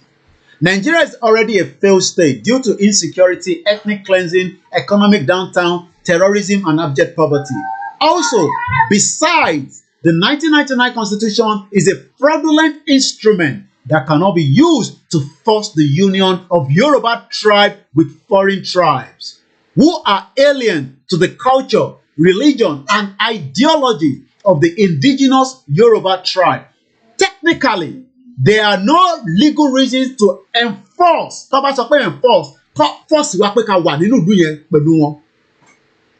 cannot force us and hold Yoruba people in perpetuity in Nigeria. Soviet Union, December 26, 1991, broke up to 15 new countries, including Russia came out of Soviet Union. Socialist Federal Republic of Yugoslavia, mo dárúkọ lẹ́ẹ̀kan, àwọn ọmọ bàbá tèmi kàwé ní Yugoslavia nígbà tó ń jẹ́ Yugoslavia, became a failed state, thereby broke up into 6 new countries on January 1992. Láṣẹ àwọn tó láyé tó lọ́run, inshallah wa kudiratullah, lórúkọ Jésù Kristi, Yorùbá máa dá dúró nínú ọdún yìí, Nàìjíríà máa ya, ó máa pín ni. Àṣẹ́gun. Mo sọ lẹ́ẹ̀kan sí sẹ́, bí wọ́n ṣe break up ní December 26, 1991, Nàìjíríà náà máa di ìtàn tá a máa fi ṣe broadcast lẹ́yìn tí àwa bá ti ń sọ pé just as we are doing it with Soviet Union. Nigeria will break. There's no doubt about that. If anybody is still thinking that because Buhari that is dead or alive is the one that you are scared of, you better buckle up. Because tó bá lọ di gbàsgbòs, kó má jẹ́ pé ìwọ ló máa lọ forí ẹ̀ gbàgbọ́n. Forget about all the kings. Whether they are talking out or they are talking inside, we are telling them that the Yorubas are coming out of Nigeria by fire, by force. Tó bá fẹ́ di wàhálà kó di wàhálà. But àwa mọ̀ pé kò lè di wàhálà because we already have the 5 million with us. Lẹ́ẹ̀kan sí sẹ́, lórúkọ Jésù Kristi, lórúkọ Jésù Kristi, Nàìjíríà máa pín kọ́dún tó palẹ̀. Inshallah wa kudiratullah. Nàìjíríà ó máa pín so that ní wà nínú ìlú kan tó máa pè wá pé abject poverty. Láṣẹ gbogbo àwọn alálẹ̀ ilẹ̀ Yorùbá gbogbo 401 deities ta ní nílẹ̀ Yorùbá wọ́n máa gbèjà wa látòkè délẹ̀ ilẹ̀ Yorùbá máa dá dúró ó máa pín kúrò nínú Nàìjíríà àṣẹ́gun. Gbogbo ẹni tó bá wá ń sọ pé Nàìjíríà ò ní pín kí Ọlọ́run ọba kó ṣe wọ́n bó bá ṣe fẹ́ wù. I won't say more than that. Gbogbo ibi tí èèyàn bá dúró sí ní kọ̀kọ̀ ní gbangba tó ń sọ pé Nàìjíríà ò ní pín. I want to bring my face out so that you can see me as well. Gbogbo ẹni tí inú kan ló jókòó sí ni ó jókòó sórí nǹkan kan ni òun pa nǹkan kan papọ̀ ni Kùránì ló ń lò ní Báíbù ló ń lò ní ìṣẹ̀ṣe ló ń lò ní pé kí Nàìjíríà má pín irọ́ ló pa abẹ́ Ọlọ́run Elédùmarè tó láyé tó lọ́run Nàìjíríà máa pín lọ́dún yìí. Ẹ gbà bí ṣe sọ bẹ́ẹ̀. A ṣẹ̀ṣẹ̀ mẹ́yẹ bọ̀ lápò ni ẹ̀ ń béèrè pẹ̀lú ẹyẹ wo ni àní Yorùbá Nation ti dá dúró sẹ̀. Ẹ má ṣeyèméjì Buhari ò ẹgbẹ́ Okoro tàlẹ́ rí yẹn nísìn tó ń gbọ̀n nínú ilé àìtí lọ bá wọn nínú ilé nìyẹn ẹ wo bó ṣe ń gbọ̀n. Ẹ rò pé Nàìjíríà ní mílítírì mo sọ fún yín pẹ́sẹ́ tásìkò bá tó gbogbo barracks wa àwa la máa take over. Gbogbo ẹnu mo fi sọ ẹ má máa ní ká má máa sọ kankan lórí social media. Ẹni Kóìkì sọ bẹ́ẹ̀ pé tásìkò kan bá tó barracks ilẹ̀ Yorùbá àwa la ní a máa take control. Gbogbo ẹ̀yin ọlọ́pàá tẹ̀ ń ṣiṣẹ́ pẹ̀lú wọn ẹ̀yin kọ́ là ń bájà bọ̀ tásìkò kan bá tó nígbà tá a bá sọ pé fly okay báwo ló ti ṣe báwo ni ẹ ṣe wọlé tásìkò kan bá tó tí a bá sọ pé ẹ fọ́ ẹ̀mọ́ tó mi bàyìí dà pé ẹ padà sílé tó bá ní ò padà sílé àwọn alálẹ̀ àmú ẹ lọ mo ní sọ jù bẹ́ẹ̀ lọ ẹ̀yin tẹ́ wà nílé ẹ lọ gbáradì bọ́dà wa la need láti focus on British ò lè dán tó British government British ò lè stop ọ̀rọ̀ Yorùbá Nation America ò lè stop ẹ̀. No I'm gonna take it out. Ẹja tún gbọ́ ilé díẹ̀ sí mò ń bọ̀ lẹ́ẹ̀kan sí máa kí gbogbo wa ẹja máa gbádùn mò ń bọ̀.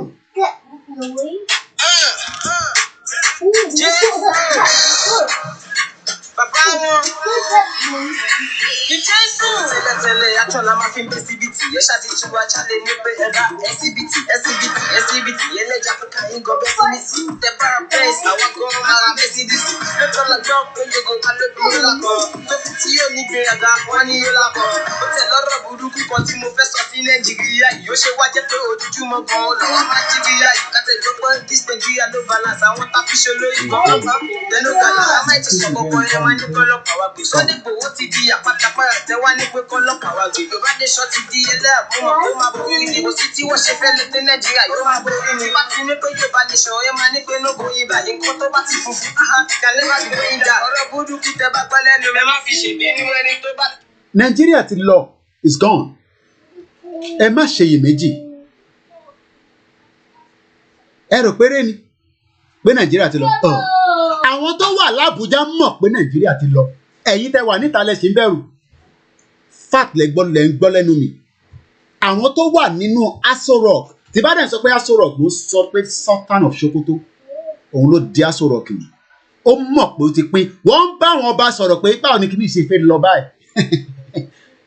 Pé báwo ló ṣe fẹ́ lọ báyìí. Àwọn ọba yẹn ò ní sọ yẹn fún yín. Báwo lọ̀rọ̀ yìí ṣe fẹ́ lọ níbi tó dé yìí. Because we are not backing out. So let's quickly, I'm going to close my camera again so that I can read this quickly. It's already on our timeline. Eloba printed. I understand anything she printing nílé owó ìjáde nǹkan, but you can do 10,000, 20,000 of these easily. You spread it across all the length and breadth of Yoruba land. Ẹ má tún ní ká send owó sí fún yẹn náà. Ó ti gbogbo nǹkan la máa fowó ránṣẹ́ sí. Eléyìí nísìn wá important. Irú ọ̀rọ̀ flag yìí nísìn. Right? Èmi fẹ́ make sure pé flag yìí pọ̀ nílé. Eré tèmi fẹ́ sá nísìn nìyẹn. Má yọ mí lẹ́nu. Ẹ̀yà bring it. Kí ló ń yọ lẹ́ẹ̀mẹ́wàá fún ìwọ àti fire engine? Ṣé ká lọ fi lè máa paná ní Nàìjíríà? Fire truck. Fire truck onílàdà. Mi kò gbójú wá sínú kámẹ́rà. Eré ilé mi fẹ́ make sure pé ó wà nílé tó pọ̀. In the millions, everybody láti ní flag. Mo sọ fún yín pé kẹ́ lọ máa tọ́jú flag sílé, kẹ́ dẹ̀ máa tọ́jú oúnjẹ díẹ̀díẹ̀ sílé. sọ pé èèyàn kan ṣì ń sọ pé kí ló ń jẹ́ government ní government mọ̀ government ti tán a fẹ́ wọ government míì nísìnyí àwọn tó dẹ̀ máa ṣètò gbogbo wa náà lájọ máa ṣe kò ń ṣe ìlú kan ni mo wà nísìn bákan lọ́jọ́ ṣe ṣèbí mo lọ dìbò ní vote mo ti vote ẹni tí mo fẹ́ as local government and I expect them to do the needful bó ṣe máa rí nìyẹn kò ń ṣe àmàlà àti gbẹ̀gìrì tí wọ́n ń ṣe ní nonsense so let's come back quickly and you can go and read it again if you want to but let me just quickly so for those of you platform yẹn ti indicate pé o ti stretch on green on padà sí red so ẹ jẹ́ kí n mọ̀ if there is any issues on the YouTube or any of the platforms but I think so far we're good to go we're still good lẹ́ẹ̀kan sí máa kí gbogbo wa èyí tẹ́ wà nílé whatever you think you can do don't ask us kí la máa ṣe nísìn ṣe rí àwọn ọ̀rọ̀ tẹ́ ń béèrè yẹn bí ìgbà tí ẹ fẹ́ jẹ́ káwa máa sọ gbogbo nǹkan jáde ni gbogbo àkíńṣe ọmọdé náà ṣé gbogbo àtàwà lórí broadcast yìí àtàwọn tó wà nílé àtàwọn tó gbà àtàwọn tó gbọ́ gbogbo ilẹ̀ mọ́tẹ́lẹ̀ ṣe náà I told you we would defend our land that's all and we can use anything to defend ourselves doesn't matter bí àwọn kó AK-47 káàkiri ni let's come back here quickly so mo ti sọ̀rọ̀ nípa àwọn òòlù tó pín kí ló wà nínú fíríjì yẹn kúrò bẹ́ẹ̀ o gbọ́ ni kí ló wà níbẹ̀ ice cream okay yeah tea gbogbo yín ni mo kí o tí n bá dárúkọ pátápátá torí time and I want to make sure we get as much message in ó tó jọ mẹ́ta láti ṣe program so referendum is not the option on the table. Referendum exit by election. Yoruba should not accept referendum of ṣẹ́rí gbogbo ẹ̀yin tẹ́ máa ń pè Mr. Koiki ṣe ti rí fídíò àwọn tó lọ sí court ìyẹn ọ̀kan àwa náà kí ni kàn wá pẹ́ láwọn tó lọ sí court báwọn kan lọ sí court àwa ṣe fẹ́ tẹ̀lé Gàmbàrí àwọn Gàmbàrí tó ń lọ sí court ẹ fa àwọn tó ń lọ sí court sílẹ̀ nígbà tásìkò bá tó gbogbo ìgbésẹ̀ tó yẹ kó ṣe the needful bí bá ti ní 5 million lọ́wọ́ adẹ̀ sì ń sọ̀rọ̀ wọ́n tó bá tásìkò ọmọ wọ́n ní tó bá tásìkò ṣiṣẹ́ fòrò àwọn ìdẹ́mọ́ ni nírin ìjà àwọn kan máa béèrè yẹn yes àwọn kan máa ń béèrè bẹ́ẹ̀ kí lẹ mean by that gbogbo ń ta bá ní nílẹ̀ Yorùbá pátá la máa fi bá wọn jà àwọn kan ní àwọn yẹn àwọn kan máa rò pé Fúlàní la fi ní kẹlẹ́ máa jà nínú igbó fún no kí ní kàn mí pẹ̀lú Fúlàní nínú igbó Fúlàní government tó dìwà mú ni mò ń bá sọ̀rọ̀ kí ní kàn mí pẹ̀lú Fúlàní tó wà nínú igbó Fúlàní government kan ló kó Fúlàní tó wà nínú igbó síta ni Fúlàní tó wà ní government kan ló kó Fúlàní síta ni so tẹ bá ń sọ pé kí la máa lọ fi bá wọn jà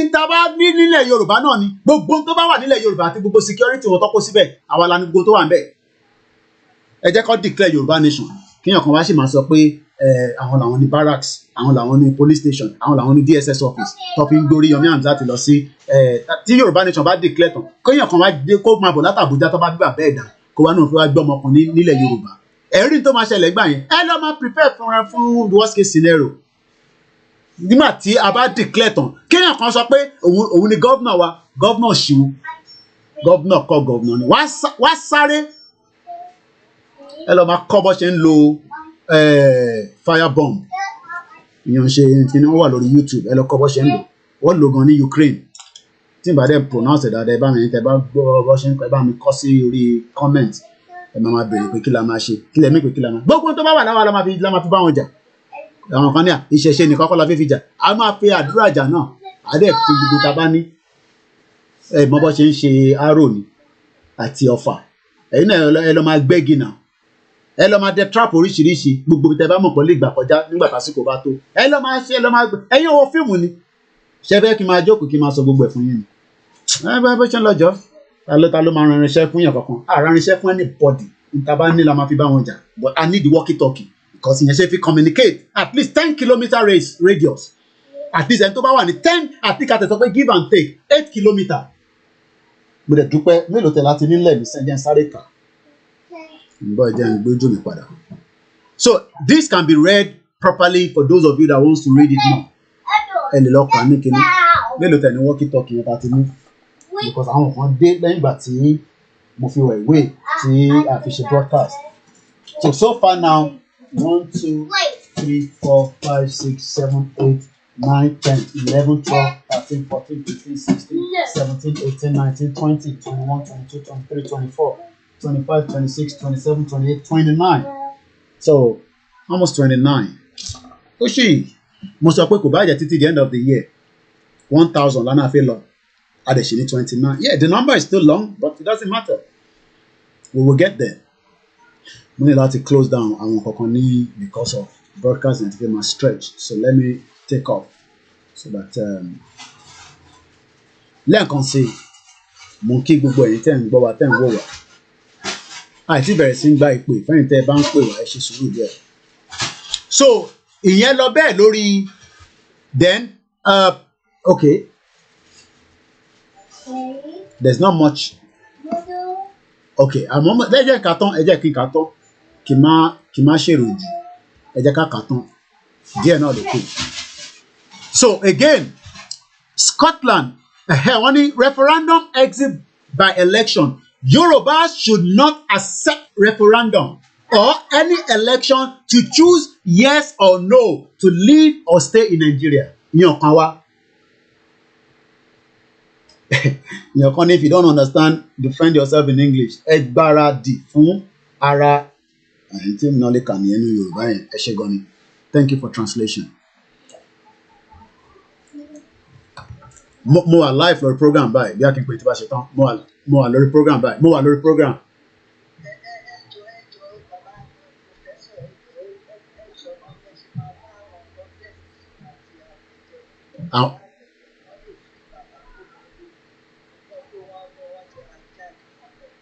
Bàbá wo?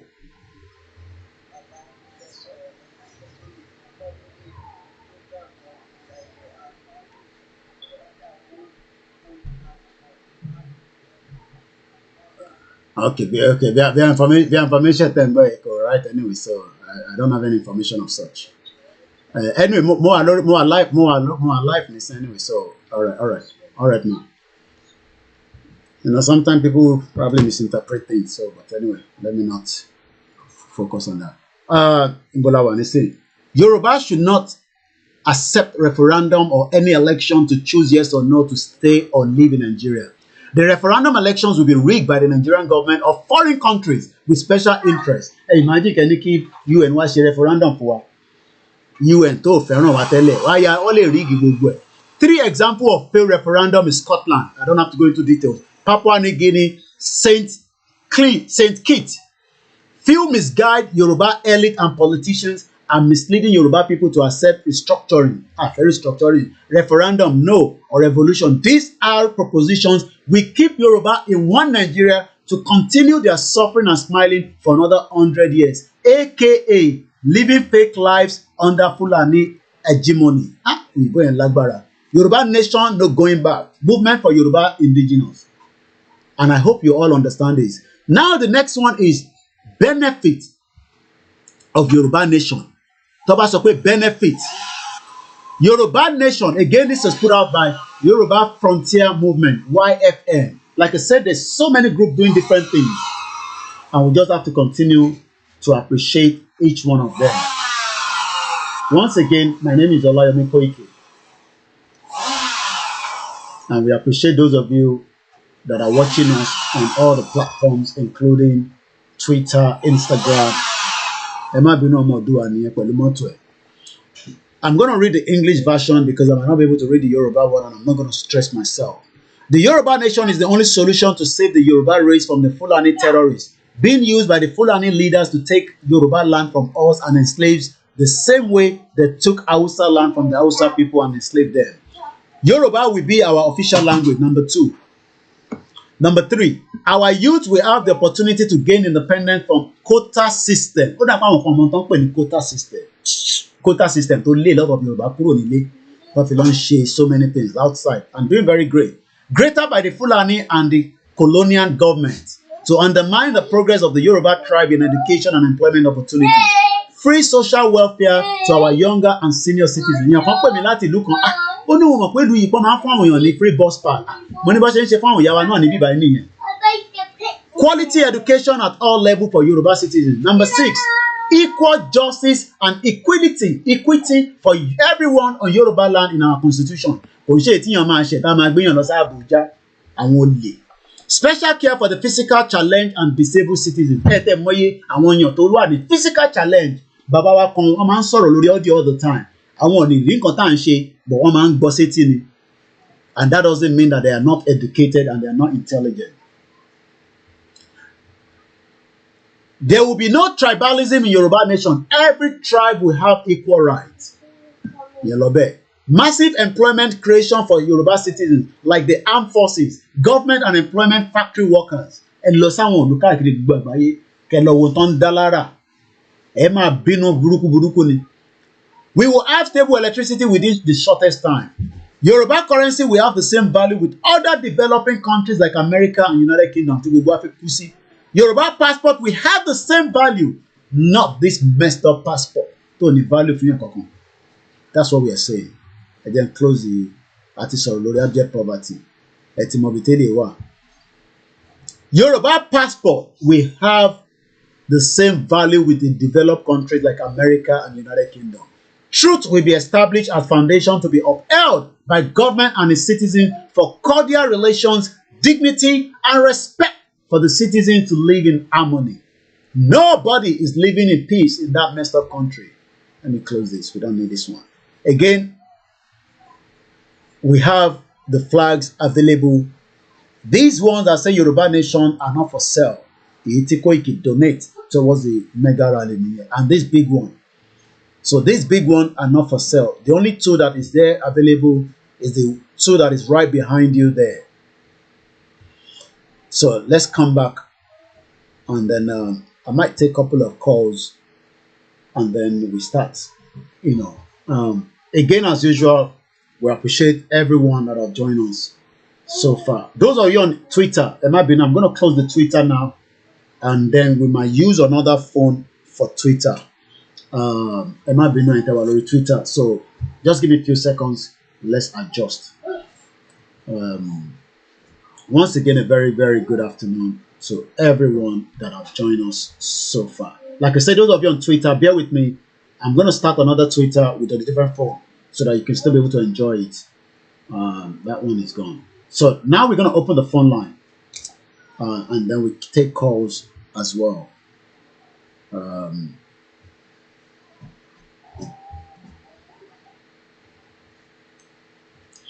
Gbogbo ẹ̀yin tí ẹ ti request fún flag, I've got all your details and be rest assured that I will do my best, like I said, if I can still get to the post office, subject to táwọn ọmọ ọdún abáti dé láti school, post office to jìnnà sọ́dọ̀ mi.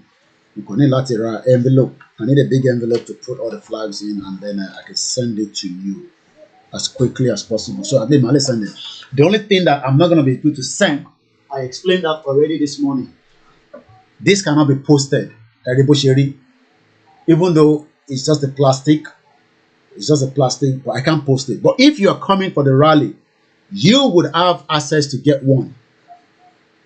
So for those of you that will be receiving these, our beautiful, as you can see there, flags, right there. Okay, let me bring this.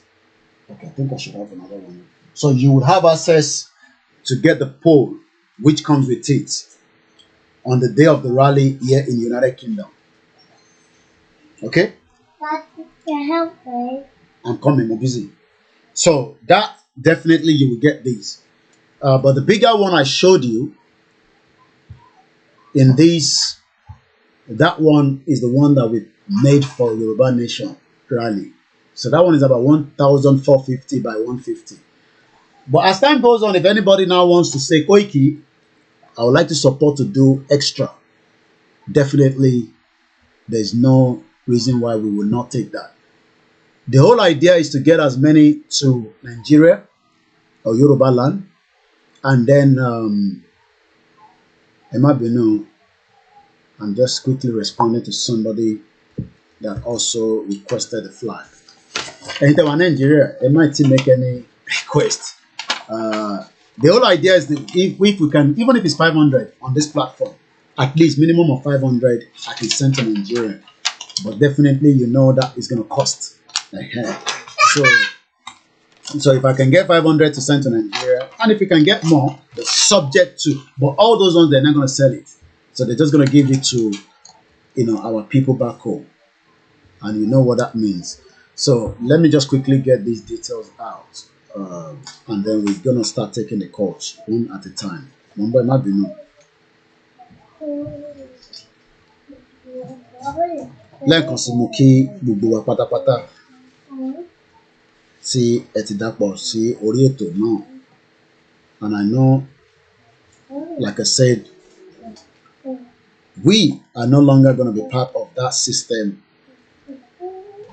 All they have to do now is just make a declaration. That's all. We have the numbers now.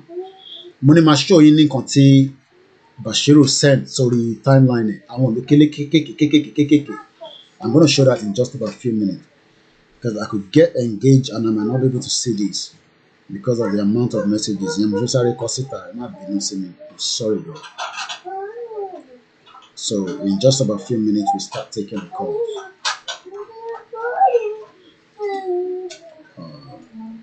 Mokibubo Waparapata and Tuyobawa in Europe. I'm sure you can get a train and arrive in London for the mega rally. It will be nice to have as many of you that are living in Europe to also attend. And the same thing for those of you living in America to attend the one coming up. Yep, I think I've got all the details I need. So that is that. Now let's see who is calling us. Okay, I've seen a missed call. Hey, lady. So let me return calls that have come through. The 5 million has been completed, but I still believe we continue signing the petition. So we continue to sign the petition. Hello, caller. Hello, Koiki. How are you, sir? Yeah, God bless you. Amen. First of all, Moshe, congratulate on the 5 million petition accomplished. Congratulations, Owemo Yoruba. Adúpẹ́ lọ́wọ́ Ọlọ́run. Then lórí rally day, mo fẹ́ bá àwọn ọmọ Yorùbá sọ̀rọ̀ kí apart from copies flag tẹ́yìn fẹ́ send sí Nigeria, every Yoruba citizen tó bá mọ̀ pé ọmọ Yorùbá ni ẹ́, go and design one Yoruba flag. In America, in Israel, everybody have the flag of their nationality in their house. Ìwọ tó mọ̀ wípé ọmọ Yorùbá ní ẹni tọkàntọkàn owó tó máa fi ṣe kò kọjá 3,000 or 2,500 ẹyọ kan. Wọ́n bẹ print ẹ̀, àwọn printer máa bẹ ṣe dáadáa. Tó bá fẹ́ flag Yorùbá, the national flag Yorùbá òun ni that sky blue, white and the green, surrounded with 16 stars. Then orí ọba lùfọ́n wà láàrin orí adé Yorùbá. So that's the national flag. Ìwọ tó jọ mọ Yorùbá, wá printer kó lọ bá 2,500 ọmọ abẹ́ ṣe ẹyọ kan tó quality fi sí ilé ẹ̀ kó dì mú lọ́jọ́ yẹn, bó jẹ́ ìta ilé ẹ̀ ló máa mú dání àbí ó máa hang ẹ̀ sí. Àṣìṣe tó o bá tiẹ̀ lè tẹ̀lé àwọn tó máa wọ́de rìn káàkiri, but ìwọ níwájú ilé ẹ̀ wà fi síbẹ̀ ọ̀ wà mú dání ní street yẹn. Tí wọ́n bá ṣe tẹ̀mí ṣe títọ̀hún á carry everybody. At least one person in one street. That message cover. One person in one street. That message cover. Ká má tí wàá sọ wípé ọ̀pọ̀lọpọ̀ tó tún máa jáde ní street kan. So gbogbo ẹ̀yin ọmọ Yorùbá pátá ẹ lọ ṣe flag yìí. One house, one flag. One house, one flag. Thank you very much. Thank you so much. Bishop.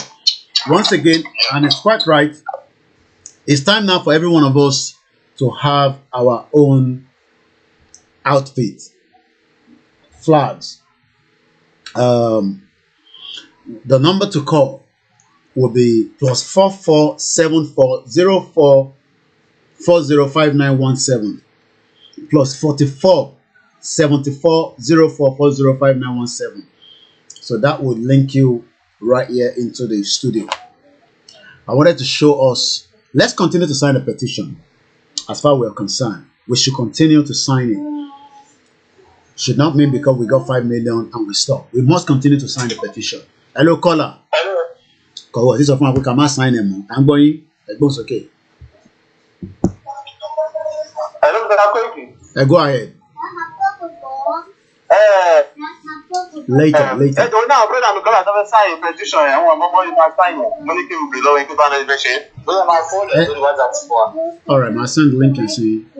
Okay. All right, later you have the bubble but later. All right, ẹ go on. Link yẹn náà ló ń lọ lókè lórí broadcast ẹ̀ ń wò yìí. Bẹ́ẹ̀ ṣe wọ̀ yín tẹ́ bá ń broadcast link yẹn ló wà lókè yẹn.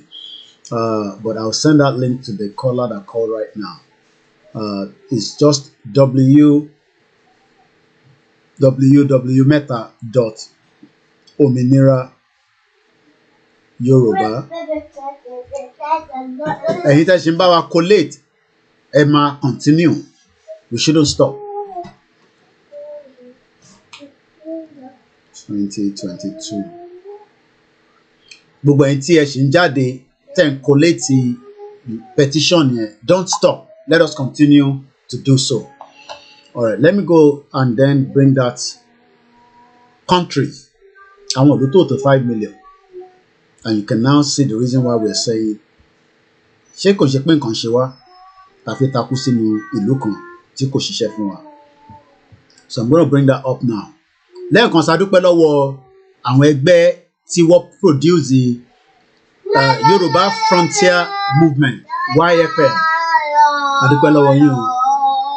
We have circulated that on the platforms, but we need it to be printed in hard copy so that it can have a lot impact. This video have just been sent to me from Osun State. This is exactly what we need. We need more of our people to start doing that to all these wicked politicians. Let's watch this together.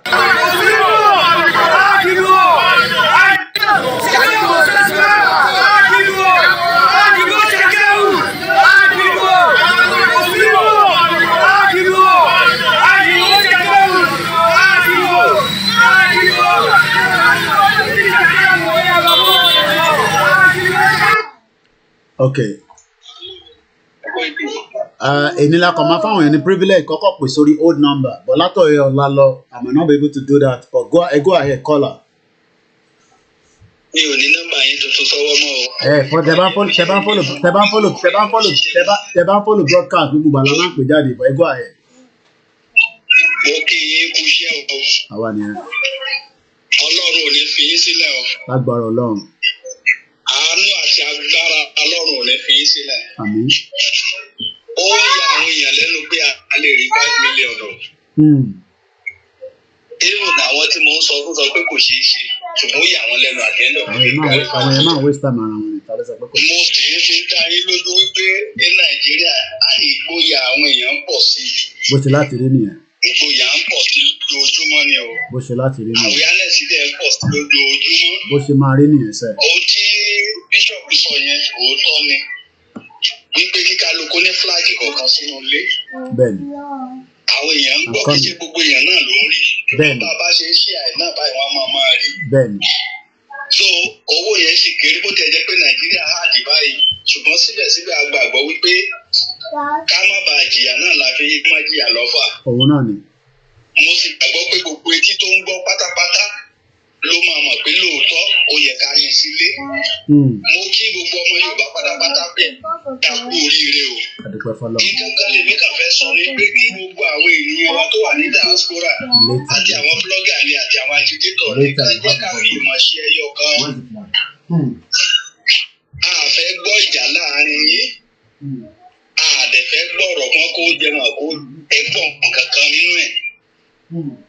Ibi tí a ń lọ ní ká jẹ́ ká máa fèsì ká dojúkọ kí àwọn tó wà ní UK tó wà l'Amẹ́ríkà kán fìmọ̀ ṣe ọ̀kan torí ohun tí Yorùbá ń ṣe ní àkókò ohun tí wọn àròkó lè ṣe láyé ni. Àwọn politician tó wà ní bí ọ̀pọ̀lọpọ̀ jìnnìjìnnì ti bò wọ́n. Wọ́n kàn ń ṣe ni wọ́n kàn ń ṣe kán má bàa rò pé yes àwọn báwọn ṣe wà lélẹ́yìí. Ẹ̀rù ń bà wọ́n gan fúnra wọn. Torí wọn ò mọ tó lè ṣẹlẹ̀. bí a dẹ̀ ti lọ. Lẹ́ẹ̀kan sí mo kí gbogbo àwa Yorùbá Nàìjíríà mo tún pè Àkúrẹ́ Ondo State. Ẹ ṣé gan ni bàbá wa, thank you so much. Kí gbogbo àwọn tó wà ní diaspora kan bá wa sign lórí agbọ́ pé àwọn tó wà ní diaspora jò sign petition. Nígbà tí ọ̀pọ̀lọpọ̀ ń wọnú oko lọ tán lọ ń ṣe sensitization fún àwọn ìyá wọn yẹn tí ọ̀pọ̀lọpọ̀ kò sí ẹ tó wà ní ilẹ̀ Yorùbá tó fẹ́ lórí Yorùbá yìí o. No, mo wà. Rí àwọn post kọ̀ọ̀kan propaganda ni. Hold on.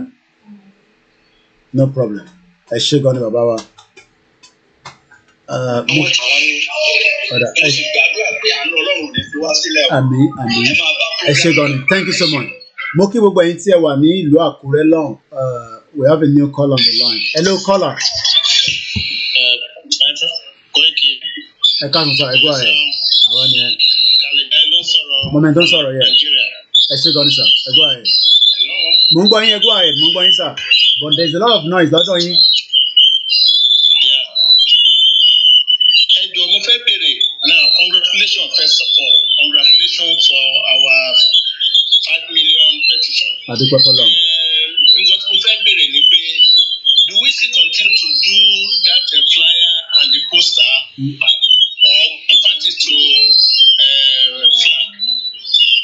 If we can start, because there's a lot of noise coming out background. So more reason why. So we can continue with the posters and the flyers. With the posters. Oh yes, we still continue with the poster. Well, we can convert it to flag. We can. Hello, sir. Bàbá mi ò gbọ́ mi dáadáa. I'm gonna drop him a message. Ẹ má bínú ẹ̀yin wa. Ẹ máa fi voice note fún wọn. Actually, continue with the flyer and the poster, and we can still also do more flyers. So vice versa. I think it's coming back again. Ṣé ẹ̀ ń gbọ́ mi ṣá? Mo ti fi voice fún yín. Money, we can continue with both, and we can do flags as well. So whichever one is more, convenient now. Ẹ ṣé gan ni sir. All right, sir. Ẹ ṣé gan ni. All right, sir. Thank you so much. Lára àwọn dádì wa tó wà nílé tí wọ́n sọ. Ilé làwọn wà ó ní Nàìjíríà, and is doing a lot of posters almost all the time. So now, ṣé gbogbo wa la ṣe ń rí screen mi dáadáa? Mo kí yín o, Evangelist Taiwo Esther. Kọ́kọ́ bẹ́ẹ̀ kí ice cream ice cream now. Kí ló tún wá bẹ́ẹ̀? No. Go and put it in the zinc. Lọ fi sínú zinc. No. Now mo fẹ́ ká wo àwọn ìlú kéékèèké. Mo ń bọ̀. And compare that and ẹ yẹ ká máa bira wa pé táwọn ilé bá jẹ́ gẹ́gẹ́ bí ìlú tó dá dúró, kí ló ń ba ọmọ Yorùbá lẹ́rù? Armenia 2 million, ká lè sọ pé 3 million. Jamaica 3 million. Qatar 2.8 million ní gbogbo wọn ní Qatar. Thank you so much, Bashiru. 2.8 million. Gbogbo ẹni tẹ́ bá ń wá kí lórúkọ fíìmù yẹn Bigger Than Africa. Òun ló ń jẹ́, ó wà lórí Netflix. You can be able to watch it there.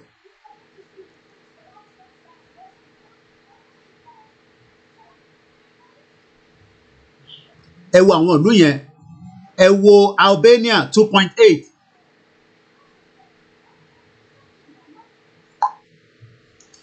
Albania 2.8. Puerto Rico 2.8. Lithuania 2.7. Namibia 2.5. Gambia 2.4. Botswana 2.3. Gabon 2.2. At 3:30, I'm going to bring the program down so that we can be able to go and prepare for the evening show, so that I can then also do a lot as well. And the one in the UK, they can only access a flag for now, and then that can be sent to them in their address, or they can pick it up on the day of the rally. Gabon 2.2. Lesotho 2.1. Let's go straight to the next caller. Hello, caller. Hello, Mr. Koike. How are you, sir? bigger than Africa ó ti gba gbogbo àgbáyé kan, gbogbo àgbáyé náà ti ń wò báyìí, kò síbi náà ti ń wò. Nǹkan tá à ń sọ nìyẹn pé tá a bá ní orílẹ̀-èdè wa, everything will be under standard. Standard and quality la fi máa ṣe everything. Jẹ́rí àwọn èèyàn tó wà nílé ni mo tẹ̀ ní bá sọ̀rọ̀. Àwọn èèyàn tó wà nílé wọn understand so many things. Wọ́n fi pé Nigeria government ní pé wọ́n ní sójà, kò sí ìlú tí kò ní sójà, gbogbo ìlú ló ní sójà. Ṣùgbọ́n tí èèyàn bá ti mọ right ẹ̀, sójà kò ní right lórí, kò ní agbára kankan lórí èèyàn. Ṣé understand? So that's why jẹ́ pé àwọn tó ṣì wà nílé, ó dà pé ẹ̀rù ṣì wà lára wọn pé sójà. Wọ́n gbàgbé sójà. Bàbá wa ti bá wa sọ̀rọ̀, wọ́n sọ fún wa wípé a máa declare Yoruba Nation very very soon. Bàbá dẹ̀ ti declare, a ti wà lórí sovereignty wa yẹn lórí ilẹ̀ wa. Ẹ tó bá go against wa, we will face that person. A máa face wọn ni, kì í ṣe pé bóyá wọ́n máa pààyàn mọ́lé àbí wọ́n máa ṣe kíní kan, kò sí nǹkan tó jọ. Nàìjíríà amalgamation 1914 ó ti expire gẹ́gẹ́ bí as a treaty pé okay o, after 100 years if you guys will see like okay you can't stay together anymore as a one country, you can go separate ways. So that is point that ta fẹ́ lò láti sọ pé a fẹ́ dá dúró. So kì í ṣe pé torí Nàìjíríà ní sójà, kò sí ìlú tí kò ní sójà, kàn gbàgbé ẹ̀. So another thing tí mo tún wá fẹ́ sọ, ṣé nígbà tí mo wà ní Nàìjíríà, tẹ́ bá lọ sí hospital, public hospital, ẹ máa tó at the end of the day, wọn ò ní rí ti yín rò. Ẹ̀yin fún ayé lẹ máa kúrò lọ hospital, lẹ máa padà wá, lẹ máa lọ sílé padà. Ìjọ mi lẹ tún máa ṣe padà lọ. Tí wọn bá tún rí yín, tí èrò wọn bá ti pé, wọ́n bá ti fi pé èrò wọn ti pé, wọ́n tún ní rí anybody, oníkàlùkù tó padà sílé. Ṣùgbọ́n pàtí mo dé ìjẹ́ mi wá yìí, tẹ́ bá lọ sí hospital, kẹ́ pé 1,000, kẹ́ pé 1 million, gbogbo yín pátápátá ló máa attend sí. Ẹ̀yin tí ò bá lè attend sí ní that very day, wọ́n máa fún yín ní card tẹ́ fi padà wá. Nígbà káàdì kan tẹ̀ máa fún yín ní pé ẹ bá ti padà wá, ẹ máa identify ara yín pé ẹ wá last time. So wọ́n máa jẹ́ kẹ́ wọlé direct than àwọn tí ẹ bá ń bẹ̀. So bó ṣe ń ṣe healthcare nìyẹn. Ṣùgbọ́n ní Nàìjíríà kò sí nǹkan tó jọ. Tọ́ba tẹ̀tí wá attend sí, wọ́n tún wá sọ fún yín pé kẹ́ lọ ra oògùn nínú hospital ni o. Owó ara yín lè máa fi ra oògùn. Oògùn tó bá tún kọ fún yín, ẹ̀ tún ní rí pé ní hospital, ẹ̀ tún ẹ̀ máa lọ sí chemist láti tún lọ máa ra oògùn. Ṣùgbọ́n ní outside Nàìjíríà kò sí nǹkan tó jọ. Ní àwọn ìlú tó jẹ́ ìlú tó wà standard, tó bá ti lọ sí hospital náà máa ti fẹ́ ní gbogbo oògùn. Tó bá di pé ó wá ní oògùn kan tí èèyàn wá lè rà rárá pé oògùn yẹn pé wọn kì í ní ní hospital, because ó máa ní àwọn oògùn míì jẹ́ pé wọn kì í ní ní hospital. Ṣé ẹ understand? So wọ́n á ṣe wá sọ pé òkè lọ sí pharmacy báyìí, ibẹ̀ ló máa ti ra oògùn yẹn. That is ipe tí oògùn yẹn ò bá ní, tí o fẹ́ pé nǹkan tó ṣe yẹn wọn ò rí oògùn yẹn gbà ní hospital yẹn. So tó bá di pé bóyá nǹkan tó ń ṣe ẹ́, ipe kì í ṣe pé nǹkan tí oògùn ká, lẹ́pẹ́ surgery ló máa ká, wọ́n máa fún ẹ ní date, appointment date, tó máa tún fi padà wá, tó máa fi wá bá surgical ní hospital. Wọn ò dé gbogbo tí mo dẹ̀ sọ, wọn ò ní gba 1 cent lọ́wọ́ ẹ̀, wọn ò ní gba 1 kọ́bọ̀ lọ́wọ́ èèyàn láti fi tọ́jú èèyàn. Ṣùgbọ́n ní Nàìjíríà kò sí nǹkan tó jọ. So àwọn tó ń pariwo wọ́n Nàìjíríà nínú ọmọ ọkọ̀ tó ń benefit ń bẹ̀ o. ọ̀rọ̀ ẹ̀tìkà lásán ni mo sì sọ yẹn o. Ní ọmọ ọkọ̀ tó ń benefit ń bẹ̀ o. Kàtí máa sọ ojú ọ̀nà tó jẹ́ pé gbogbo ọ̀nà tó wà Nàìjíríà gravel road ní gbogbo ẹ̀. Kò sọ́nà gidi kan. Tẹ bá tún lọ́nà gidi pọ́pọ̀ lè tún máa rí bẹ̀. Kò sí lẹ́gbọ́n mi wọ̀, kọ̀ǹga lóníkàlùkù ń gbẹ́, bọ́ọ̀wù lóníkàlùkù ń gbẹ́. So àǹfààní wo ni Nàìjíríà ṣe fáwọn tó ń pariwo wọ́n Nàìjíríà? Jẹ́ pé Nàìjíríà yẹn náà wà tó wá ń pariwo wọ́n Nàìjíríà. Nípa education, tẹ bá lọ sí school bíbá ẹ̀, ọmọ tó bá lọ sí school ọ̀fẹ́ náà máa fún ní ìwé. Gbogbo textbook tí ẹ máa lò ní school pátápátá ọ̀fẹ́ náà máa fún yín, exercise book ọ̀fẹ́ náà máa fún yín. The only thing tí parents èèyàn máa rà òun ni toilet roll.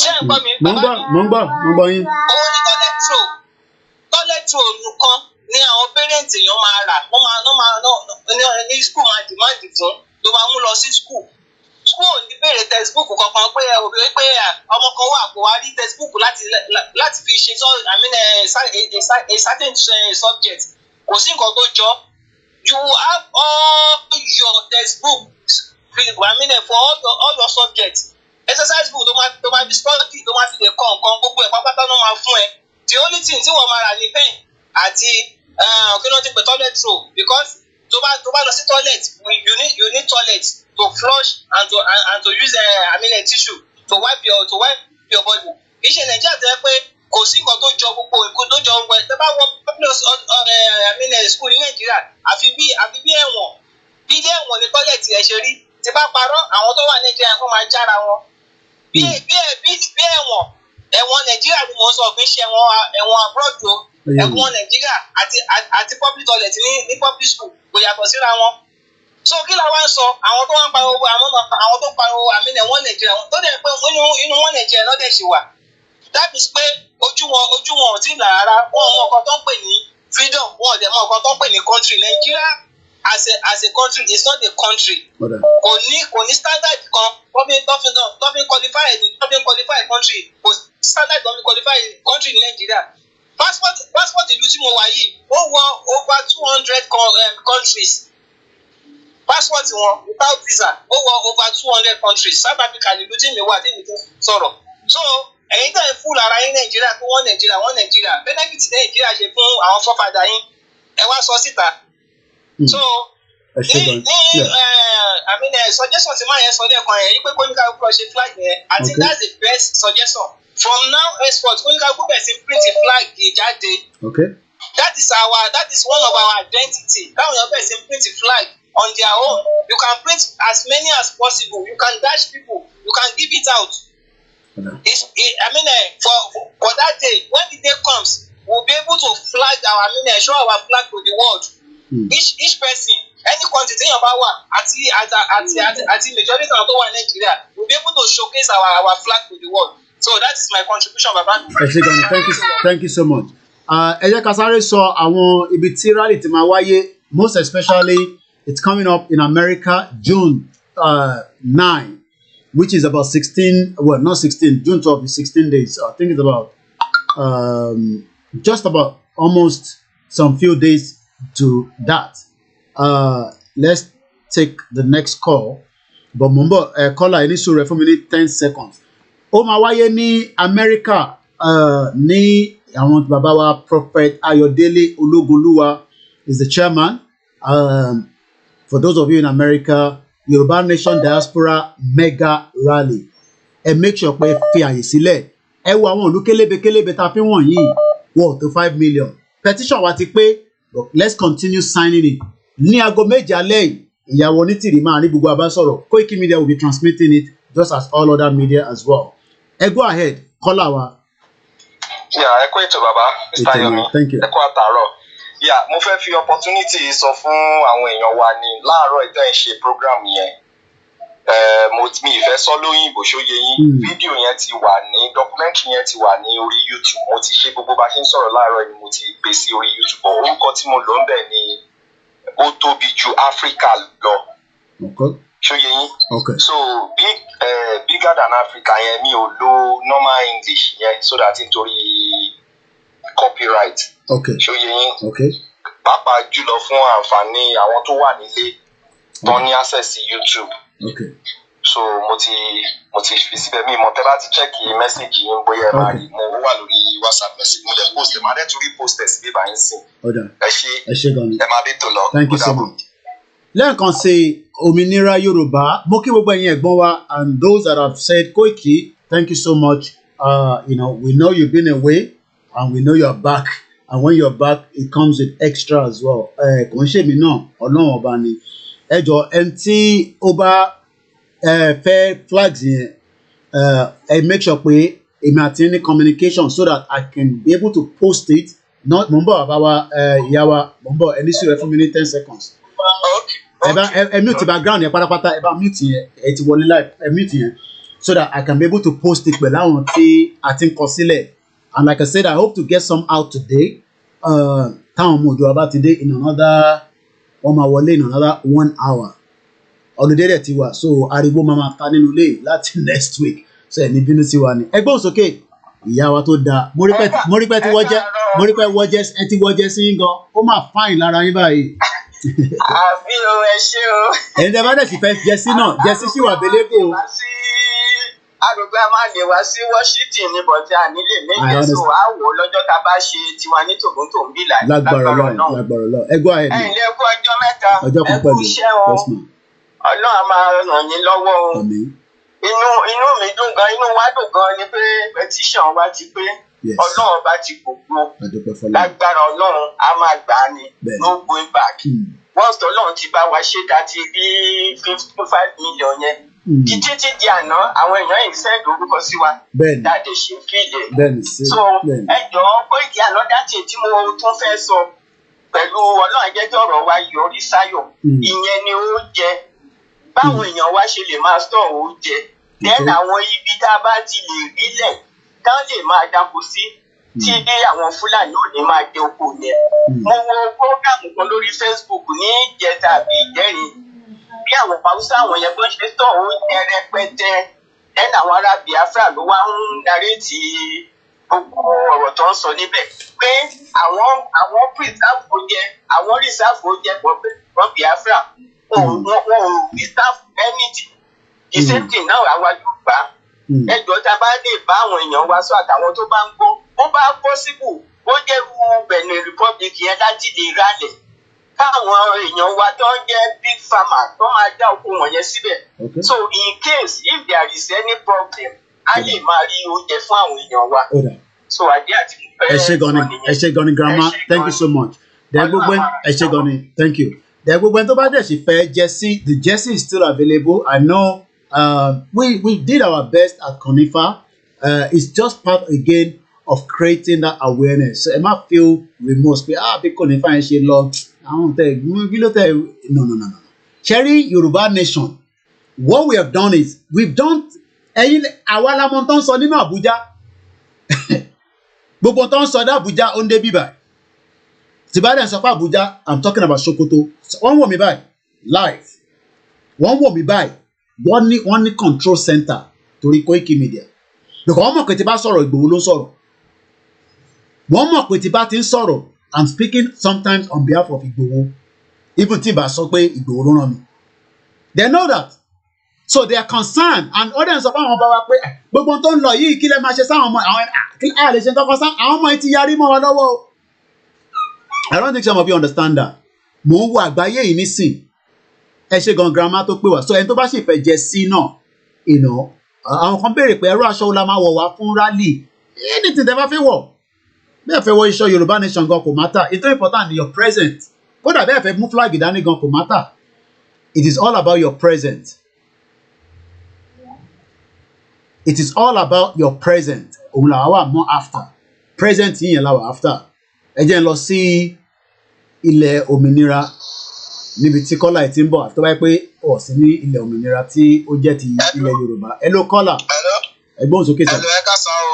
Ẹ káàsán. Àwa nìyẹn. Mr. Koiki ẹ kú ìlú. Ètò nìyẹn. Ọlọ́run ajẹ́kádélé rere àtàlàfíà. Àṣẹ Èdùmàrè.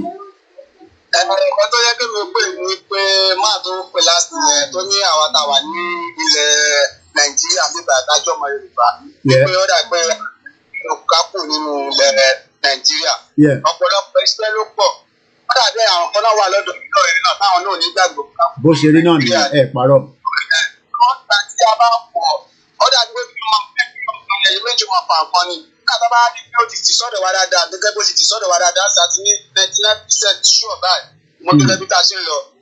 Mo lọ sí Kẹ́nẹ́ mo lọ sí patí ní Kẹ́nẹ́ ẹ máa rò pé bóyá mo lọ sí analysis bẹ́ẹ̀ ni gẹ́gẹ́ bí pé kí ni mo patí mo lọ sí ń bẹ̀. Ní ọjọ́ ẹ̀ ni mo mọ̀ pé 2000 naira náà ta sìmẹ́ǹtì nínú bàbá olówó nínú Kẹ́nẹ́ 2000 naira. That means àwọn ẹ̀rọ 4000 naira. Ọ̀tọ̀tọ̀ ní ìkíṣẹ́ Dangote ò sọ́dọ̀ ẹ̀lẹ́bà ìrẹsì Dangote. Wọ́n á lọ sí gbogbo bí ìrẹsì tó báńkì ẹ̀yọ̀ kan náà níbẹ̀ láti fi ṣe báńkì kan bí àwọn microfinance bank yẹn. Mo tún kúrò ń bẹ̀ mo tún lọ sí palace kábíyèsí wọ́n fún ẹnu géètì ní pé kó máa fún ọ̀nù compound. débi pé fídíò wà lọ́wọ́ mi tí bá ṣe tán màá send gbogbo fídíò yẹn màá send ẹ̀ sí ẹ máa gbọ́ comment tí mo ṣe ń bẹ̀ so àwọn náà màá send ẹ̀ síbẹ̀ so tẹ́ bá tẹ̀ fẹ́ ṣe another program ó dà alẹ́ lò ok inú mi wá dùn gan pé àwọn náà try ní Nàìjíríà bí I mean ẹ right lóòótọ́ because ìyẹn mo ṣe máa ń sọ pé mo understand táwọn diaspora bá pè ẹ má wọrí nípa máàpù mi ilẹ̀ Yorùbá náà ti wà láàrin ẹ̀ táwọn diaspora bá pè impression máa ń look like pé àwọn tó wà nílé wọ́n ṣe kankan ọ̀wọ́ wà rí lọ́tà no wọ́n ń ṣiṣẹ́ o back to back wọ́n ń ṣiṣẹ́ gidi. lónìí ṣíbìlì máa ń bi tí mo ti lọ kírun lónìí ṣẹ́ ń gbọ́ lẹ́pṣọ̀ tó ṣe lónìí.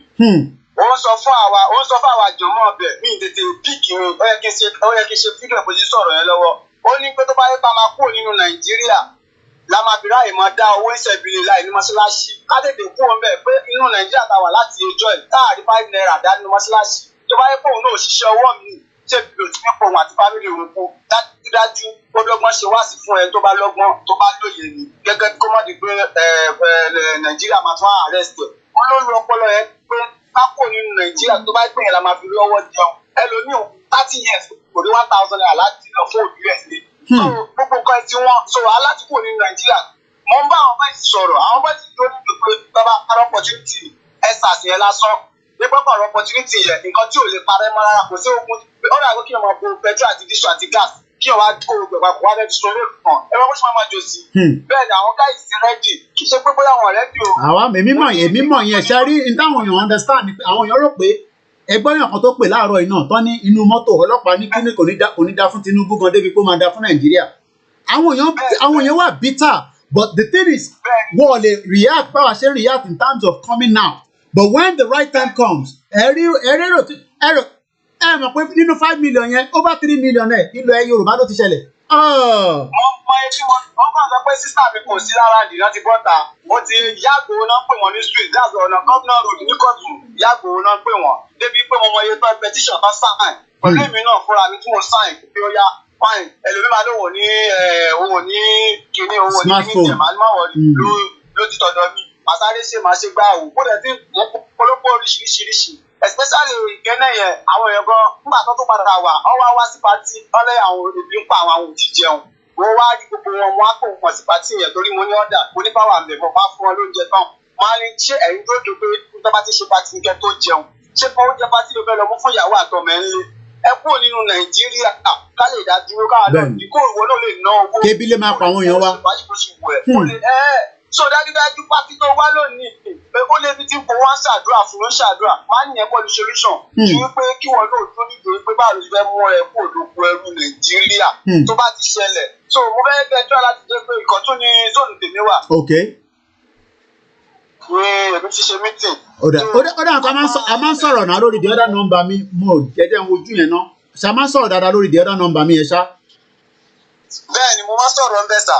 okay all right. mo máa sọ̀rọ̀ ń bẹ̀. so yólétì tó wà bẹ́ẹ̀ nìyẹn pé ẹjọ́ ẹ fi pa ọ̀nà nǹkan tẹ́ bá lè ṣe fáwa náà miss on the 9th ẹ máa ṣe rally ní ọ̀hún yẹn. bẹ́ẹ̀ni that's me bóyá káwa náà lè ṣe bíbá on the 12th ó yẹ kó lè fi bẹ́ẹ̀ ní náà ní ọ̀dọ̀ wa bíbá yìí náà láti ṣàlàyé débi pé nítorí pé wọn rí àpíránsì náà kan láti rò pé bóyá ó ti kú tó bá rí àpíránsì ẹ̀yọ kan sí kí Ìgbòho má jáde bẹ́ẹ̀ kí Ìgbòho má jáde kó sọ pé Ìgbòho pọ̀ bíbá kó má wà èèyàn tó máa wà bẹ́ẹ̀ kó máa jẹ́ kó máa kọjá 500 million because sọkàn mi balẹ̀ lórí ẹ̀ because wọn bìlíìfù pé bàbá lè ṣe nǹkan tó ṣe wọ́n rò pé bóyá nǹkan tó máa fẹnu owó pa wọ́n lẹ́nu mọ́ ni wọ́n wá rí pé lóòótọ́ ààrẹ láti gba nǹkan yìí so ẹjọ́ bá ṣiṣẹ́ lórí ẹ̀ so àwọn táwọn Nàìjíríà náà ṣiṣẹ́ o gbogbo anybody tí máa sọ ẹ tó wà lẹ́gbẹ̀ẹ́ nígbà tẹ́ bá rí bó ṣe kú èyí náà fẹ́ fún tó bá lọ lé bóyá 1,500 ṣé 1,500 yẹn kò rà nǹkan kan láìsí ní ká ti wọ 600 naira á dẹ̀ ní àwọn olábúrò lẹ́gbọ̀n kó tó wá wọ mọ́tò so kò sí nǹkan tó wà ń bẹ̀ so bọ́dà kan ṣẹlẹ̀ kan ṣe rálẹ́ ní ìgbélọ́jọ́ kan pé tó bá ṣí bọ́dà lẹ̀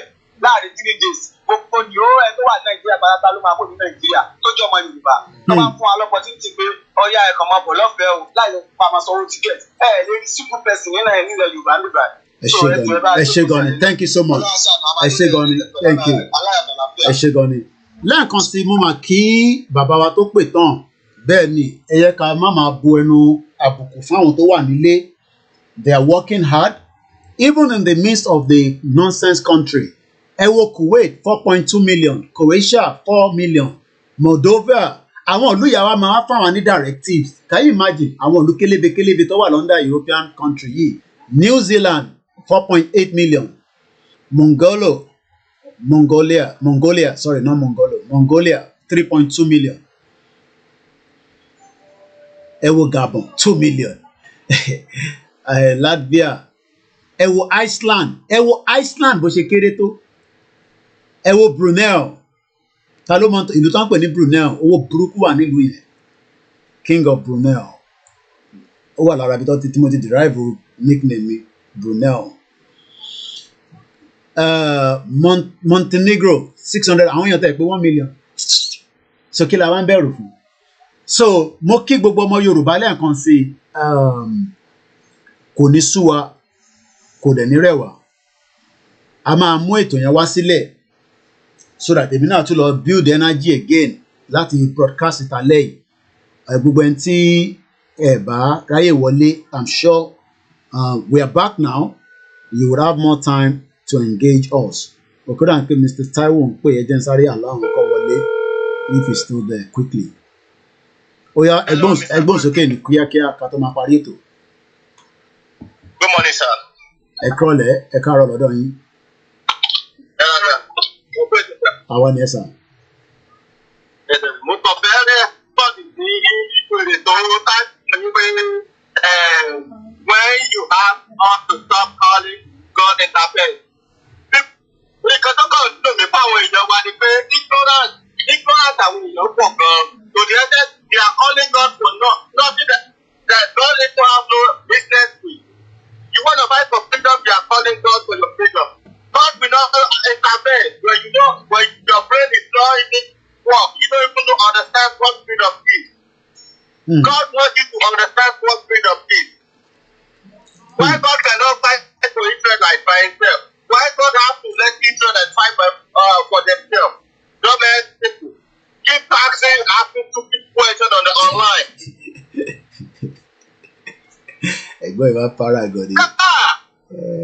I don't know why people are so stupid. Asking that kind of question. Is God gonna come down for intervene to go and fight war for you? No, it's not gonna go. You don't come down when you have been slaving for someone to over 100,000 of years. No, God is not coming there. He's not answering you. Why do you think Africa is praying mostly and they are the ones that are suffering mostly? Àbí ṣé bọ́ ṣe gbàdúrà ní Nàìjíríà yẹn? Àdúrà tẹ̀ ìgbà àtẹ̀wò tó lórí kúkú yín ẹ̀yin lè máa ṣe ìtọ́rájà àdúrà ẹ máa lọ ṣọ́ọ̀ṣì ẹ máa kó ní kókúta ẹ̀yin lè máa lọ sí bọ́lá láti ẹ máa sígbà máa rò pé ṣe ìtọ́ gbogbo ẹ̀.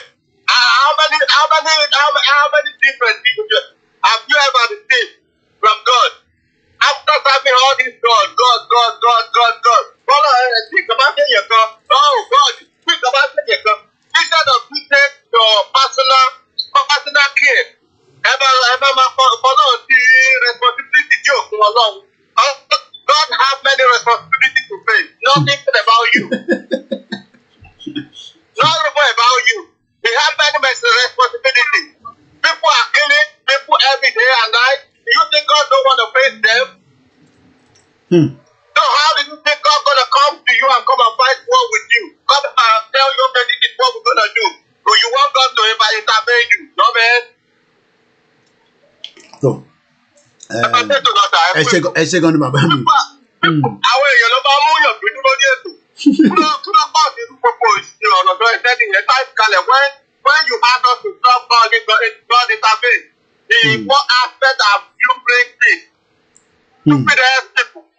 Since when you are calling God, how many times did God bring peace to Nigeria? How many peace in Nigeria? Ọ̀dà ẹ ṣe gan ni ẹ̀gbọ́n mi. How many peace have you ever witnessed in Nigeria? Ọ̀dà ẹ ṣe gan ni. Thank you so much, Mr. Taiwo. He's always very vibrant each time he call. Ẹ jẹ́ ká mẹ́tọ̀ yẹn wá sílẹ̀, like I said. Ẹ má mix anything up. We are not doing any referendum. Ẹ dá àwọn ìlú tí mo fi ṣé kí n tún ṣe àwọn ìlú yẹn lẹ́ẹ̀kan sí. Ẹ dárúkọ àwọn ìlú yẹn. Iran, Saudi Arabia, ẹ má bínú pẹ̀lú glasses mi gan. Mali, àwọn ìlú kélébé Kazakhstan, Russia yẹn tóbi ṣá, Canada náà tóbi gan, òtútù bẹ̀rẹ̀ lágbára. Gbogbo àwọn grandma wọn lẹ́ẹ̀kọ́ ti lọ́lé, jẹ́ ká lọ́lé nǹkan ọ̀kadó sí wọn Nàìjíríà. Ó yá ṣáàbẹ̀ ká parí ètò ẹgbọ́n sókè ẹ̀yin náà lẹ́lẹ̀ tó. Go ahead. Tuvalu is just 11,000 inhabitants. It's in Oceania. Ìlú wo ni ẹ? It's called Tuvalu. Wow. 11. Bí bọ́mọ Nàìjíríà bá lè fẹ́ lọ sílùú ẹ̀ ní sinmi kó lọ gba visa. Are you imagine? 11,000 people between Australia and Hawaii. Tuvalu 9 islands. Tuvalu 11,000. Àní nǹkan ti ṣe wá. Ẹ ṣé gan-an ẹ̀gbọ́n mi, thank you so much. Nǹkan ti ṣe wá. Mo kí gbogbo alẹ́ kan sí i. They are quiet listeners. Àwọn kan quiet. Àwọn ọ̀jọ̀gbọ́n gidi. Wọ́n ń pè, but they take note. Then we still have people that are also ọ̀jọ̀gbọ́n. Gbogbo agbàjàgbà tẹ́ǹtì yẹn fi pín yẹn. Sílé o, àwọn èèyàn sílé o. Èèyàn kan pè mí lánàá. Imagine odindi doctor ọmọ Yorùbá. Wọ́n náà ń sọ̀rọ̀ Yoruba Nation fún mi.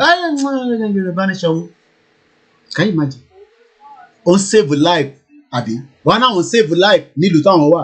But life ò ṣe save nílẹ̀ Yorùbá. Doctor lẹ́ni yẹn ọmọ Yorùbá ní l'Amẹ́ríkà. Wọ́n ní bá ṣe ń sọ̀rọ̀ Yoruba Nation. Ó wọ́ṣẹ̀ ìwé ni. Ṣé ẹ kó rí bẹ́ẹ̀? But àwọ̀ ní dákẹ́ àdẹ̀ ní dúró. Hello yàwá. Ọjọ́ kan pẹ́ lò. Ṣé fẹ́ dá sétò ni? Mo fẹ́ dá sétò ni o. Ẹ̀gbọ́n sókè. Kíkọ̀ sáré sọ̀rọ̀ kẹ́ tó lọ. Ẹ jọ̀ọ́ mo fẹ́ conclude sí nǹkan tí brọ́dà mi sọ sí. Òótọ́ náà kúkú sọ. Ṣé ẹ mọ̀ pé gbogbo àwọn tá à ń pè ní àwọn èèyàn wa tó ń bá àwọn gba Jésù kí ló ṣẹlẹ̀? Reason tí mo ṣe fẹ́ lo fóònù ìyá rí reason tí mo ṣe ó automatically come off fún rẹ ní o. Reason tí ṣe máa ní kẹ́ máa pè sórí nọ́mbà yẹn ẹ jẹ́ n try wọn padà. Ó ti wà heavy load ní. Ṣé rí message tó ń wọlé fèmí àtàwọn tá à ń ṣe media ó heavy gan. Sọ̀hún ló máa ń cut it off. Ẹgbọ́n sókè yà wá ó disconnect fún rẹ ní. Látọ̀dọ̀ mi ni kò ń ṣọ́dọ̀ mi. Ó kọ̀ tẹ́jọ́ jẹ́ sáré sọ̀rọ̀. Ṣé gbogbo àwọn èèyàn wa tá à sọ tí ọkú mi sọ̀rọ̀ wọn yìí wọ́n máa ń rè pé àwọn èèyàn máa ń ní ọlọ́ọ̀lọ́ọ̀lọ́. Òótọ́ náà ń kú sọ. Ṣé rí ọ̀pọ̀lọpọ̀ àwọn pásítọ̀ nǹkan tí pásítọ̀ bá ní kan ṣe kọ́ pásítọ̀ báyìí ti sọ̀rọ̀ pé kógun ti wọ ẹnu ọ̀nà ilé wọn kọ́ ti máa lù ọ́n pa wọ́n báyìí kọ́ ti máa yanjú wọn wọ́n sì máa retí nǹkan tí pásítọ̀ máa sọ pé káwọn ṣe pé ṣé káwọn sá jáde nílé. Bẹ́ẹ̀ náà ni àwọn mùsùlùmí náà kò dẹ̀ yẹ kó rí bẹ́ẹ̀ kì í ṣẹ́jú àwọn èèyàn wa. Àwọn pásítọ̀ yẹn àtàwọn àfáà yẹn wọ́n ti yí ọpọlọ wọn wọ́n ti reorganize ẹ̀ wọ́n ti kó nǹkan tó wà bẹ́ẹ̀ kúrò ọ̀rọ̀ tí wọ́n náà kó sí pé àfìgbà tí nǹkan táwọn bá sọ pé kàn jẹun ni kán tó máa jẹun. Ẹlòmíì báyìí kò ní fún ọkọ ẹ̀ lóúnjẹ gidi nínú ilé ṣùgbọ́n ó lè ṣe ohun tó máa gbé lọ fún pásítọ̀ pé kí pásítọ̀ máa jẹ ìyàwó pásítọ̀ gun ò ní lè ṣe irú ẹ̀ bó ṣe rí nìyẹn.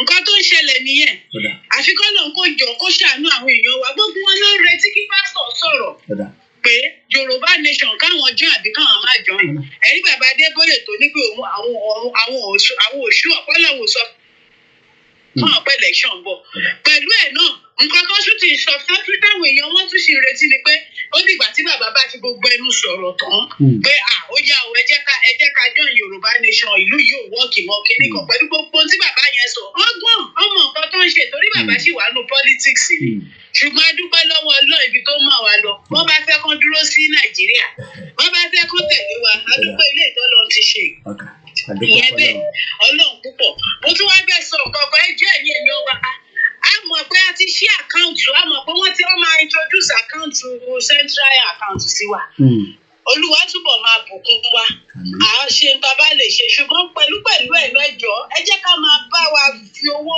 díẹ̀díẹ̀ bó jẹ́ $1 la ní bó jẹ́ $2 ni bó jẹ́ 3 cents anything ẹjọ́ ẹ ṣàjẹ́ ká ṣe máa fi sí KOIKIMEDIA account ẹjọ́ ẹ wọ ọmọkùnrin ó máa lọ síta ó máa fún àwọn èèyàn ó máa educate wọn nínú snow nínú òjò nínú oòrùn gbogbo ready gbogbo everything bọ́lọ̀ ń ṣe ń lò ẹjọ́ nǹkan bá ní ẹjọ́ ẹ má jẹ́ ká dáwọ́ dúró ẹjọ́ Ọlọ́run á máa ran gbogbo wa lọ́wọ́ o adẹ̀dúpẹ́ o pé Ọlọ́run ti ṣe ìtọ́lù wa ṣe fún wa yìí permanent ló máa jẹ́ lórúkọ Jésù ojú òní tiwa o àánú Ọlọ́run á gbé wa délẹ̀ lérí o a máa náwó owó Yorùbá Nation àkọlé lórílẹ̀‐èdè Yorùbá Nation àwọn ọmọ wa wọ́n jẹ́ president àbí prime minister ní Yorùbá Nation àgbà good health care ní Yorùbá Nation gbogbo nǹkan rere tí wọ́n ṣe tí irú àwọn Amẹ́ríkà ń ṣe tí London ń ṣe tí gbogbo wọn ṣe àwọn orílẹ̀-èdè kàǹtìkàǹtì lágbàáyé gbogbo ẹ̀ ní Yorùbá Nation máa gbé ṣe tá a máa ṣe jù bẹ́ẹ̀ lọ lágbára náà lọ́jọ́ òní tiwa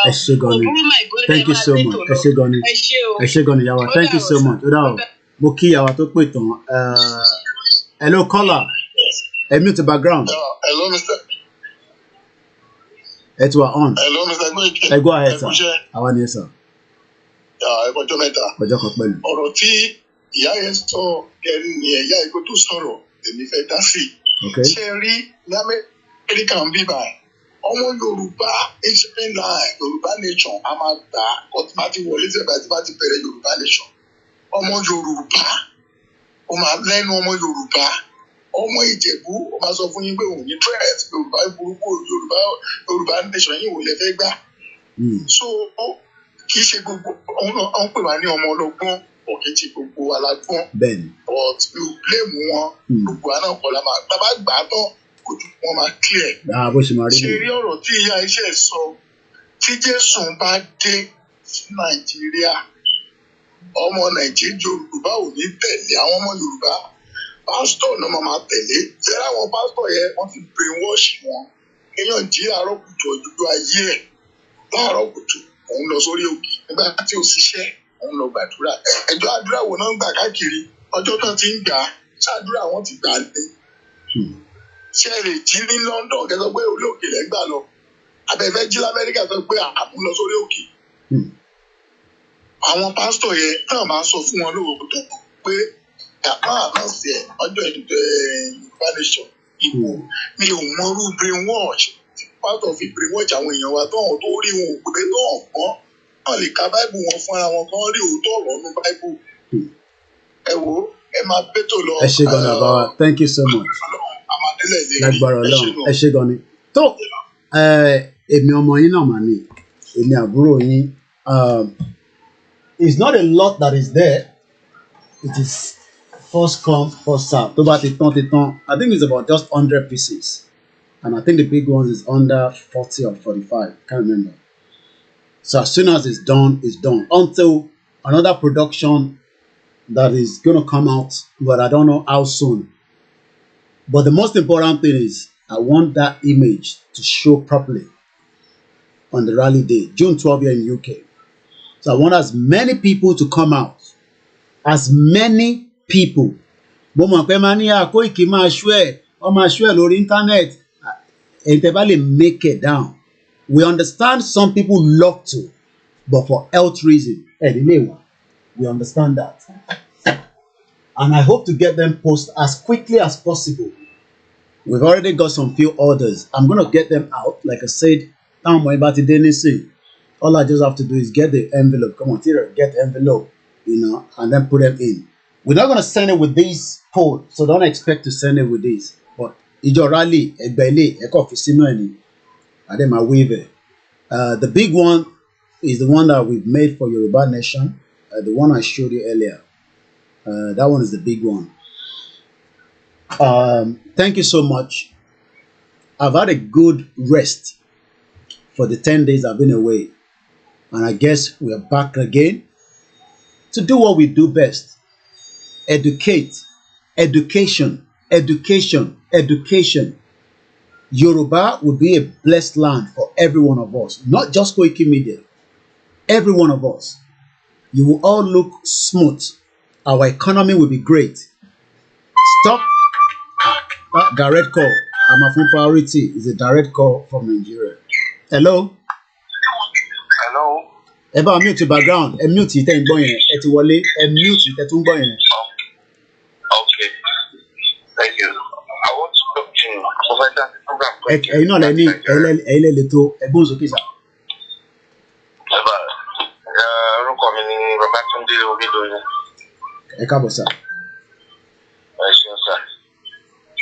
So nǹkan tí èmi fẹ́ bẹ̀rẹ̀ sí mo ti rí lórí social media pé fásitì náà wá ti pé. Bẹ́ẹ̀ni. Ẹ mute tẹ́ ń gbọ́ yẹn orí fóònù nìkan ni kẹ́ ti máa gbọ́ mi àti ká máa jọ gbọ́ra wa. Ẹ mute yẹn ẹ slow ẹ̀ pátápátá.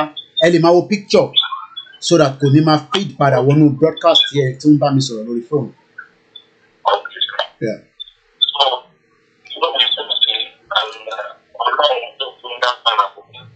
Àmín, àmín, àmín.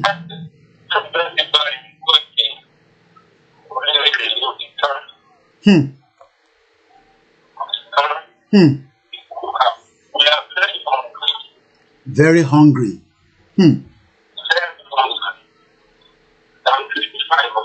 Kábíyèsí Ọlọ́run 55 years old.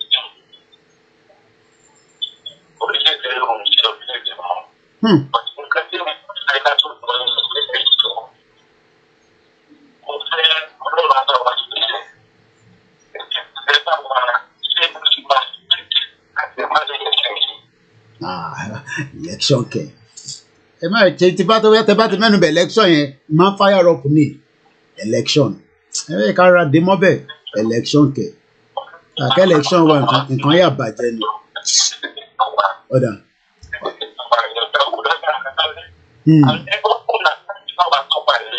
Ọ̀dà.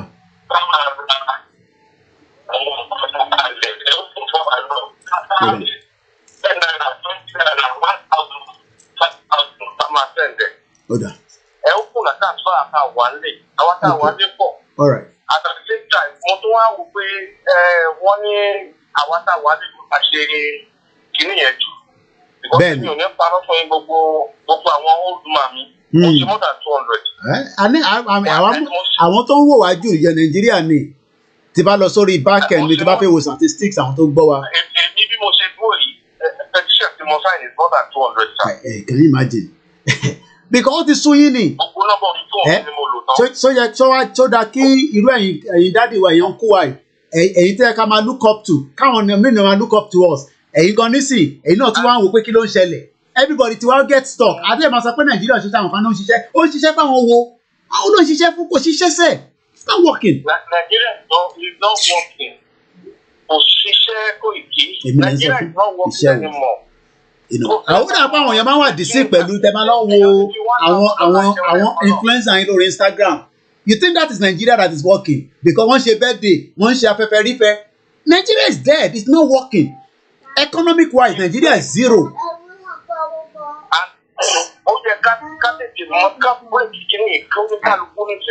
Bó ṣe máa rí nìyẹn. People are dying of BP. The last 11 days, at least, I know of one person that died. Eyokan mo le exaggerate. I know of one person tó súnmọ́ wa gbákígbákí tí ìyàwó ẹ̀ kú. Okay, I'm coming. Ọmọ méje ò lè fi ìyẹn. Nígbà tí ò rí àrẹ sí. So it's just unfortunate. Ẹ ṣé gan ni sir. Thank you so much. I ní náírà account. Mo ní náírà account tó sì function. Ẹ jẹ́ ká tètè múra sí. Nígbà tó wá máa yá àwọn ìwé ní ìgbọ́pẹ́ tí ó ẹ jẹ́ ká múra sí báyìí. No problem. Ọ̀dà ẹ ṣé gan ni sir. No problem. Ẹ ṣé gan ni. Àmì Ọlọ́run. Thank you. Mo wá fàsìkò yìí mo fi kí gbogbo àwọn security wa tó wà nílé àwọn Àgbẹ̀kọ̀yà ní àtàwọn táàmù àtàwọn táàmù. Gbogbo wa pátápátá náà ni Elédùà ní fi sílẹ̀. Hello alàgbà. Hello Mr. Akpaipi. Yeah. Mo ti send the video yẹn. Okay, màá lò nínú the next broadcast. Ó dà màá check ẹ̀ màá lò nínú the next broadcast. Ẹ ṣé gan ni. Thank you so much. ṣùgbọ́n ìjẹ́ nìyẹn so tí wọ́n yẹn náà bá wáyé ìgbẹ́ta náà bá ṣe àná máa sẹ́ẹ̀dẹ̀ ṣe máa lè wá important ẹ ṣé gan ni thank you so much ẹ ṣé gan ni. so bá tètè kú ọmọ ẹ lórí o lórí bí kíláà mo ṣe gbogbo náà kò sí program fún yín wò dọ̀dọ̀ yín ìdẹ́dára ní gbogbo ẹ̀ everybody mo ti Dr. Zagi láàárọ̀ ẹ̀ bí mo ti kú lórí ti Dr. Zagi mo bọ́ sórí tọ̀dọ̀ yín ní àárọ̀ tẹ̀bí sọ pé wọ́n ti fi orí mi àgbà sílẹ̀ ìtumọ̀ ẹ ṣé gan ni thank you so much ẹ ṣé gan ni. lẹ́ẹ̀kan sí mo máa dúpẹ́ lọ́wọ́ gbogbo ẹ̀yin èèyàn wa èmi ọmọ yín náà ni àbúrò yín a ní tẹ́ fúnra wa a dẹ̀ ní bàjẹ́ fún yín. Yorùbá is every one of us it's not just KOIKIMEDIA àwa kò jẹ́ bíi vessel tó ń rí ilé mẹ́sẹ̀gì yẹn pé gbàgbàgbàgbà gbogbo yẹn ó mọ́ ní orí ẹ̀ ti sàn olúkàlùkù máa san tó bá wù but everybody agrees that Nigeria is not working àbí bẹ́ẹ̀ kọ́ ti tán tá a bá ti mọ̀ pé Nàìjíríà ṣiṣẹ́ ó yàtọ̀ sórí ìwọ̀ tó ní $5,000 ó fi lọ holiday ní Nàìjíríà ǹjẹ́ wà sure pé you will come back kò ń ṣe pé because the whole country is in a total shambles. Ẹ̀yin tí ẹ ṣe ń ṣe one leg in one leg out Yoruba Nation ẹ tún ń ṣe politics kò necessary tá a bá ti débi tá à ń lọ tán à á ṣe politics tó máa favour wa not èyí tẹ̀ ń ṣe nísìnyí bí bàbá wa kí n tó ṣe máa ń sọ and everybody will be accountable when we get to a nation that is working. My name is Olayemi Koiki. Yes, Yoruba identity is bigger than anything Nigeria can offer. Mo kí gbogbo ẹ̀yin ìyá wa o ẹ má bínú tí bàbá lè go through gbogbo orúkọ ẹ̀ ní ọ̀sán ìyá wa Elizabeth bàbá wa Simon evangelist pastor Agboola gbogbo àwọn pastor ẹ̀yin rò pé àwọn pastor kéékèèké tẹ̀ ń rí yẹn ẹ rò pé àdúrà sí lẹ́nu wọn ẹ fi pé àwọn pastor ńláńlá nìkan àdúrà wà lẹ́nu ẹ̀ àbí bẹ́ẹ̀ kọ́ ìyẹn làwọn pastor yẹn ṣe ń sọ̀rọ̀ lẹ́ẹ̀ believe wọn torí pé ẹ ṣì ń dúró kí pastor ńlá kan wá sọ pé Yorùbá Nation now mo wo Àràbà TV lánàá bàbá yẹn ó sọ̀rọ̀ tó jáde lẹ́nu gádá but àwọn ọmọ Yorùbá ò fẹ́ believe wọn because tabania àwọn nínú ẹ̀sìn dó de big pastor àwọn ọmọ yẹn ti ń dé láti ìṣojú mi náà lọ ṣe lọ láàárọ̀ ọdún tó dé lọ́sùn báyìí who is there ọmọ tó lọ school program tá a ṣe láàárọ̀ lọ ṣe ń lọ sí school ìkànnì wọn ti dé báyìí so màá lè tẹ̀sí àárẹ̀ lọ ṣe posting yẹn ó ti dé láti school àárọ̀ yìí ni mo bẹ̀rẹ̀ program tí ọmọ yẹn fi lọ sí school àdó a ní short break láàrin méjì bí i 2 hours break ó ti padà dé nísìn ǹjẹ́ àwọn ọmọ tiẹ̀ tẹ̀ lọ school how are you báwo ni school ẹ̀gbọ́n ǹjẹ́ àwọn ọmọ tí n tí mo fẹ́ nìyẹn n tí mo wish pé kí gbogbo ọmọ Yorùbá kí ni mo fẹ́ kí ni dùnnú wa táwọn ọmọ Yorùbá tó ń ta wóróbo lójú títì mọ́tò mo rí wọn nì nígbà tí mo lọ lé I traveled a little bit at least bó ṣe kó kéré àti tẹ́rì where we are travelling ta pure water ta ẹ̀pà gbogbo tó wà lórí gbáhùn inú ibẹ̀ náà lọ́ máa bá wọn sùn lọ́ máa ṣe oríṣiríṣi fún àwọn tó bá jẹ́ obìnrin àwọn tó bá jẹ́ ọkùnrin àwọn yẹn máa ṣe ẹ wá ní káwọn ọmọ ẹ wúlò àwa wá lọ gbàdúrà àwọn ọmọ tiwa wà lójú títì tán ìwọ wá wà l'Amẹ́ríkà wọ́n sọ̀rọ̀ Yorùbá Nation ṣé Koiki yẹn ni Koiki wo ìtìrí tó gbá mi Koiki wo má fún ẹ high blood pressure I am just a vessel bí Koiki ò ṣe Yorùbá Nation mọ́ Ọlọ́run jẹ́ àrí àpadà sẹ́yìn Yorùbá máa dúró mídíà ẹ má bínú mo nílé gba kọ́ọ̀bù fún ẹ̀yin tẹ́ ń tún try láti pè ẹ má bínú mo bẹ̀ wá ni ẹ má bínú mo mọ̀ pé ṣe fẹ́ pè ilẹ̀ kúkú létò ẹ jẹ́ kí n tètè lọ relax there so that in another 3 hours ẹ kúkú ti máa Koiki mo tún padà bọ̀ lálẹ́ iṣẹ́ ti bẹ̀rẹ̀ advantage lèmi fẹ́ máa sọ ṣẹ́rí àti ní problem àti mọ problem Nàìjíríà advantage lèmi fẹ́ máa sọ̀rọ̀ lé lórí nísìn and that's why mo ti lọ ra máàpù kíní máàpù yìí kékeré nǹkan gbọ́dọ̀ gbé sílẹ̀ kọ́ mọ̀ọ́dún àmọ́ àbàjẹ́ ni bá ṣe tán nísìn máa gbé sóbi tọ́wọ́ lè tó so that ẹ bá ń wo máàpù yìí èyí náà máa sọ́sọ́kàn ara yín pé Koiki tó ń sọ it make sense àwọn òlú kélébé àwọn òlú tó kankan àwa máa wá pé lọ lù yẹn wọ́n máa disrespect wa n tó fẹ́ yẹn ó ti tẹnu mọ́ títí látàárọ̀ bubble bath so a nírí jù báyìí lọ lẹ́ẹ̀kan sí fún gbogbo ẹni tẹ́ bá ní any interest flag a contact we will be able to get it across. It's just £10. And I can assure you, we're going to do a little bit. Go buy the 500. If I can do more, but subject to whatever I can do. Voluntary from our own platform. So we will do that. Moki gbogbo wa lẹ́ẹ̀kan sí o. June 12, ó máa lárinrin, ó máa dùn. A máa sọ fún àgbáyé pé ẹ má think about Nigeria as an election country coming in 2023 o. There's no election o, as election. And we don't need anybody to declare Nigeria a Yoruba nation. I'm coming. Mumbo. Okudie. Mumbo. Lobegmo loke, ẹ̀gbọ́n ti dé. Aboro mi yeyin nisin. We don't need anybody. Need referendum. We will come out. That's all. How do we come out? Ẹ̀yin má worry. We will come out. Ẹ jẹ́ káwọn tó ń san grammar. Hey, you need United Nations. United Nations don't give country. We will come out. Ẹ wojú mi dáadáa. We will come out. So gbogbo àyẹ̀tẹ̀ ń sọ pé election gan. Ẹ jẹ́ ń dé mọ́ bẹ́ẹ̀. Ẹ jẹ́ election. Ṣé nígbà tá a bá ti declare Yoruba Nation, tá a ti kúrò lọ máa fẹ́ ṣe election. Á di gbòsgbàs. Ẹ ṣáà bẹ́ẹ̀ mi ra wọ́kìtọ̀kì tó pọ̀ sílẹ̀. Òun ni mo ti kà sí bíbá. A lè bẹ̀rẹ̀ sí fi ránṣẹ́ sáwọn tó máa ní lọ́wọ́. Quickly, ẹ mọ̀ pé àlásìkò wọn nísìn. Ẹ mọ̀ pé time yẹn, ó ti yé yín. A sì máa ship ẹ̀. Gbogbo yẹn náà, it needs cost. So, I will only do my best. Prince, ṣé pè mí ṣá? Mo ní ẹ máa pè mí lẹ́ẹ̀kan. Ṣé ẹ bá mi sáré answer? Ṣé pè mí lẹ́ẹ̀kan ṣá nínú broadcast yìí? I can't remember whether you called or not. Mo mọ̀ pé ẹ máa pè. Mo dẹ̀ sọ fún yín pé àìtí ìgbà call nígbà yẹn. Màá fún yín ní privilege. Ṣé pè sórí program àbẹ́ẹ̀ pè? Prince, ó ń gbọ́ mi ẹni tí mò ń bá sọ̀rọ̀. Prince níyì. Ẹ kàn sọ pé yes or no. I know you can hear me. Because I can't remember whether you called or not, because I wouldn't know whether you called.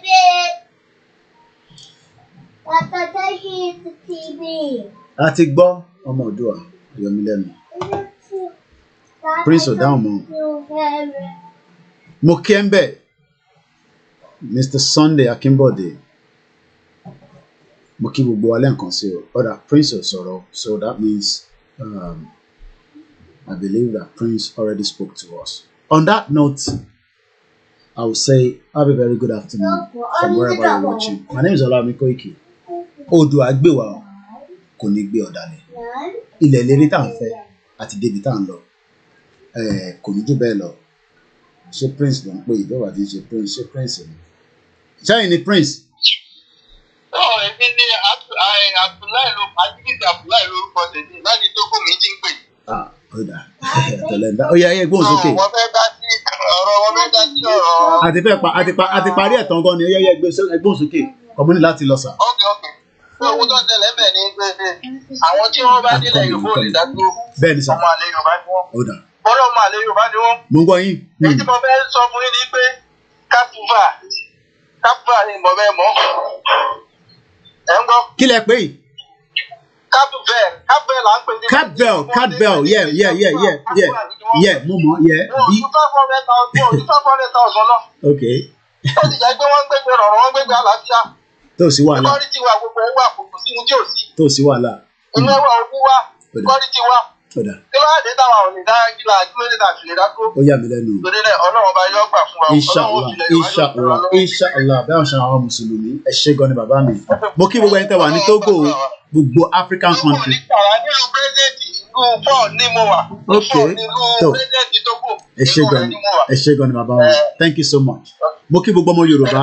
Ẹ má máa rò pé bí Amẹ́ríkà nìkan la máa ń dárúkọ. Gbogbo everywhere náà mo ti gbọ́, mo ń bọ̀, má yọ mí lẹ́nu. Go and meet your ẹ̀gbọ́n upstairs. Má jẹ́ kí n tàbí. So I have to go now. There's a lot to do at behind the scene. I'll be back again. Be rest assured. On that note, have a very good afternoon, good evening. Like I said, mo kí gbogbo ẹ̀yin àgbàlagbà o. Àníṣe ẹ̀yin àgbàlagbà o. Mo kí gbogbo alẹ́ nǹkan sí. Mo dẹ̀ kí bàbá wa Professor Akintoye àti Deputy àti gbogbo Executive Council àti gbogbo self-determination organization across. And let me say this, ìyàn kankan mú mi wọ movement yìí o, because I was told somebody said àwọn làwọn mú Koiki wọ movement. Ó dà pé nìyẹn bí àgbà tó ń sọ̀rọ̀ yẹn bí ó ti mú tábà. I won't say more than that. Bye for now.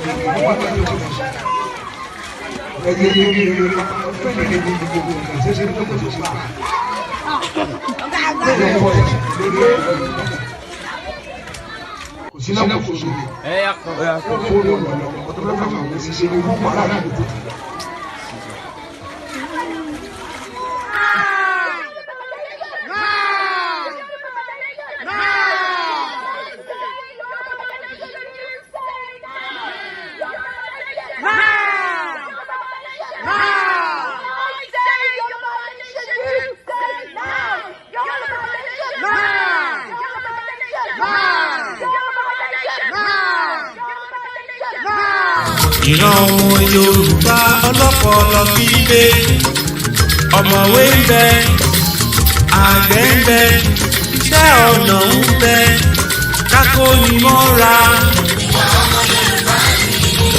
kákọ́nilé kákẹ́ni sí kákọ̀rọ̀ tútù tó lè fi lápò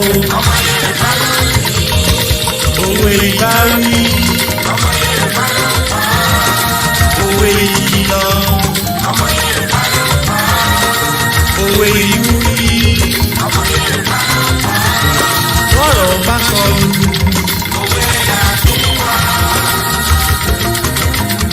Àkàwé èdè ń kọ́ ibi gíga.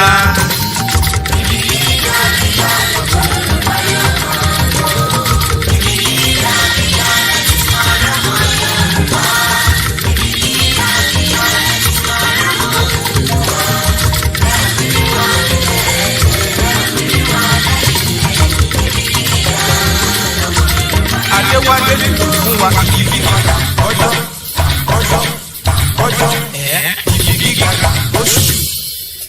ẹ̀yin ọmọ Yorùbá àtàtà àsìkò náà ti dé òṣìṣẹ́ pẹ́ mọ́ tí wọ́n yóò máa sọ fún wa kí a tọwọ́ bọ ìwé Yorùbá fẹ́ dá dúró èyí referendum ni wọ́n ń pè é gbogbo ọmọ Yorùbá ni yóò tọwọ́ bọ ìwé Yorùbá ń fẹ́ òmìnira ohun tí àwọn yìí fẹ́ gbọ́ ni wípé àwọn ọmọ Yorùbá tó fẹ́ kúrò lóko ẹrú ni wọ́n yóò tọwọ́ bọ ìwé náà mo rọ gbogbo ọmọ Yorùbá nílé lóko lẹ́yìn òní wípé tí a bá ti bẹ̀rẹ̀ referendum gbogbo ọmọ Yorùbá ní kó tọwọ́ bọ ìwé ìdádúró Yorùbá mo fi Elédùmarè ṣẹ̀rí Yorùbá kò ní ja ogun àwọn ògo Yorùbá yóò jí dìde padà sípò ẹ kúrò nínú ọ̀jẹ̀lú ọmọ Yorùbá ìléyá o. ẹ̀yin lẹ́gbẹ̀jẹ̀ ọmọ Yorùbá tí ẹ sọ pé oko ẹrú Nàìjíríà ló wù yín ẹ ṣe làákàyè tí ẹ jẹ́ kí àwọn olóṣèlú Yorùbá máa forí ní gbàpàrọ̀ lọ́dọ̀ ìjọba arúmọjẹ Nàìjíríà ẹ gbọ́ mi ná kákàwé kámádìíṣẹ́ ìfipábánisùn ìjínigbé ìpànìyàn gbígba owó ìtanràn ìfi màálù jẹ lóko owó gbọ́múlé láńtà hábà ọmọ Yorùbá ẹjí kúrò nínú èdè tí ìsopọ̀ Nàìjíríà kó wa sí ẹjí kúrò nínú èdè tí àwọn olóṣèlú ń tàn yín ẹ jẹ́ kí a jọ sowọ́pọ̀ ká fi ìmọ̀ ṣọ̀kan kúrò nínú oko ẹrú Nàìjíríà ṣé ẹ̀yin olóṣèlú Yorùbá fẹ́ sọ Yorùbá dẹrú ní ilẹ̀ wa ni ṣé ẹ fẹ́ kí Yorùbá náà tún dàbí Haúsá ní ilẹ̀ yín wọn ètò àti ìfẹ́ mandafódò náà ló sì wà lọ́wọ́ tí ìjọba Nàìjíríà tó ń gbèrò àti mú wá sí ìmúṣẹ pé kí gbogbo ilẹ̀ Nàìjíríà jẹ́ tàwọn ṣé àwọn mẹ́yà tí aláwọ̀ tí ì mọ̀ pariwo bẹ́ẹ̀ ẹ̀yin ọmọ Yorùbá ẹ dìde ẹ ronú ẹ jẹ́ kí a jọ fọwọ́sowọ́pọ̀ ká jọ dé ilẹ̀ ògo wa nígbà tí àwọn Fúlàní gba ilẹ̀ àti ìlú àwọn Haúsá tán tí wọ́n bá fi ara wọn jẹ olórí gbogbo àwọn ọmọ àti olùtẹ̀lé Danfodio ló sì ń lo ìgbàdùrí ní ilẹ̀ Àrẹwà àti Nàìjíríà lápapọ̀. láti ń ké tọ̀tọ̀ pé ilé tiwa ti tó lọ àwa ń lọ. ó kú ti Yorùbá kò ẹ̀yin gómìnà chairman orí adé gbogbo ẹ ò sì fúnra ewu ń bẹ nínú gbogbo Yorùbá gbogbo bẹ́ẹ̀ ni àwọn ọlọ́kadà tí ń bẹ ládùúgbò yìí irinṣẹ́ ogun ni wọ́n àwọn ṣùṣàìnà ń kọ́ irinṣẹ́ ogun ni wọ́n àwọn mẹgáàdì ní gbogbo ọmọ Yorùbá irinṣẹ́ ogun ni wọ́n bí 20 ọdún sẹ́yìn ni mo ti ń ké tantan fún Yorùbá ẹ̀yin ẹ̀rọ ra àwọn rẹ́kọ̀dù mi gbogbo Orísun Yorùbá ìkíní ìkejì ìtọ́jú Ìlọrin ìbínú Oòduà láti ẹnu Ìdòwú Adépọ̀gà Bàbárù. Yorùbá yóò ní orílẹ̀-èdè tuntun kódà yẹ̀kínì kan kò lè yẹ̀. Mo kí Ọbáfẹ́mi Awólọ́wọ̀ ọkọ̀ dídé olú, mo kí Moshood Dásìmáwọ̀ Ọláwálé Abíọ́lá, mo kí Sísẹ́rò tìlú Ẹ̀sà Òkè ọ̀nkú Bọ́lá Ìgè, mo kí ọmọ wọn ní Òǹdó Ẹ̀gì Àbígání ọmọ Fáwẹ̀hìnmí. Yorùbá.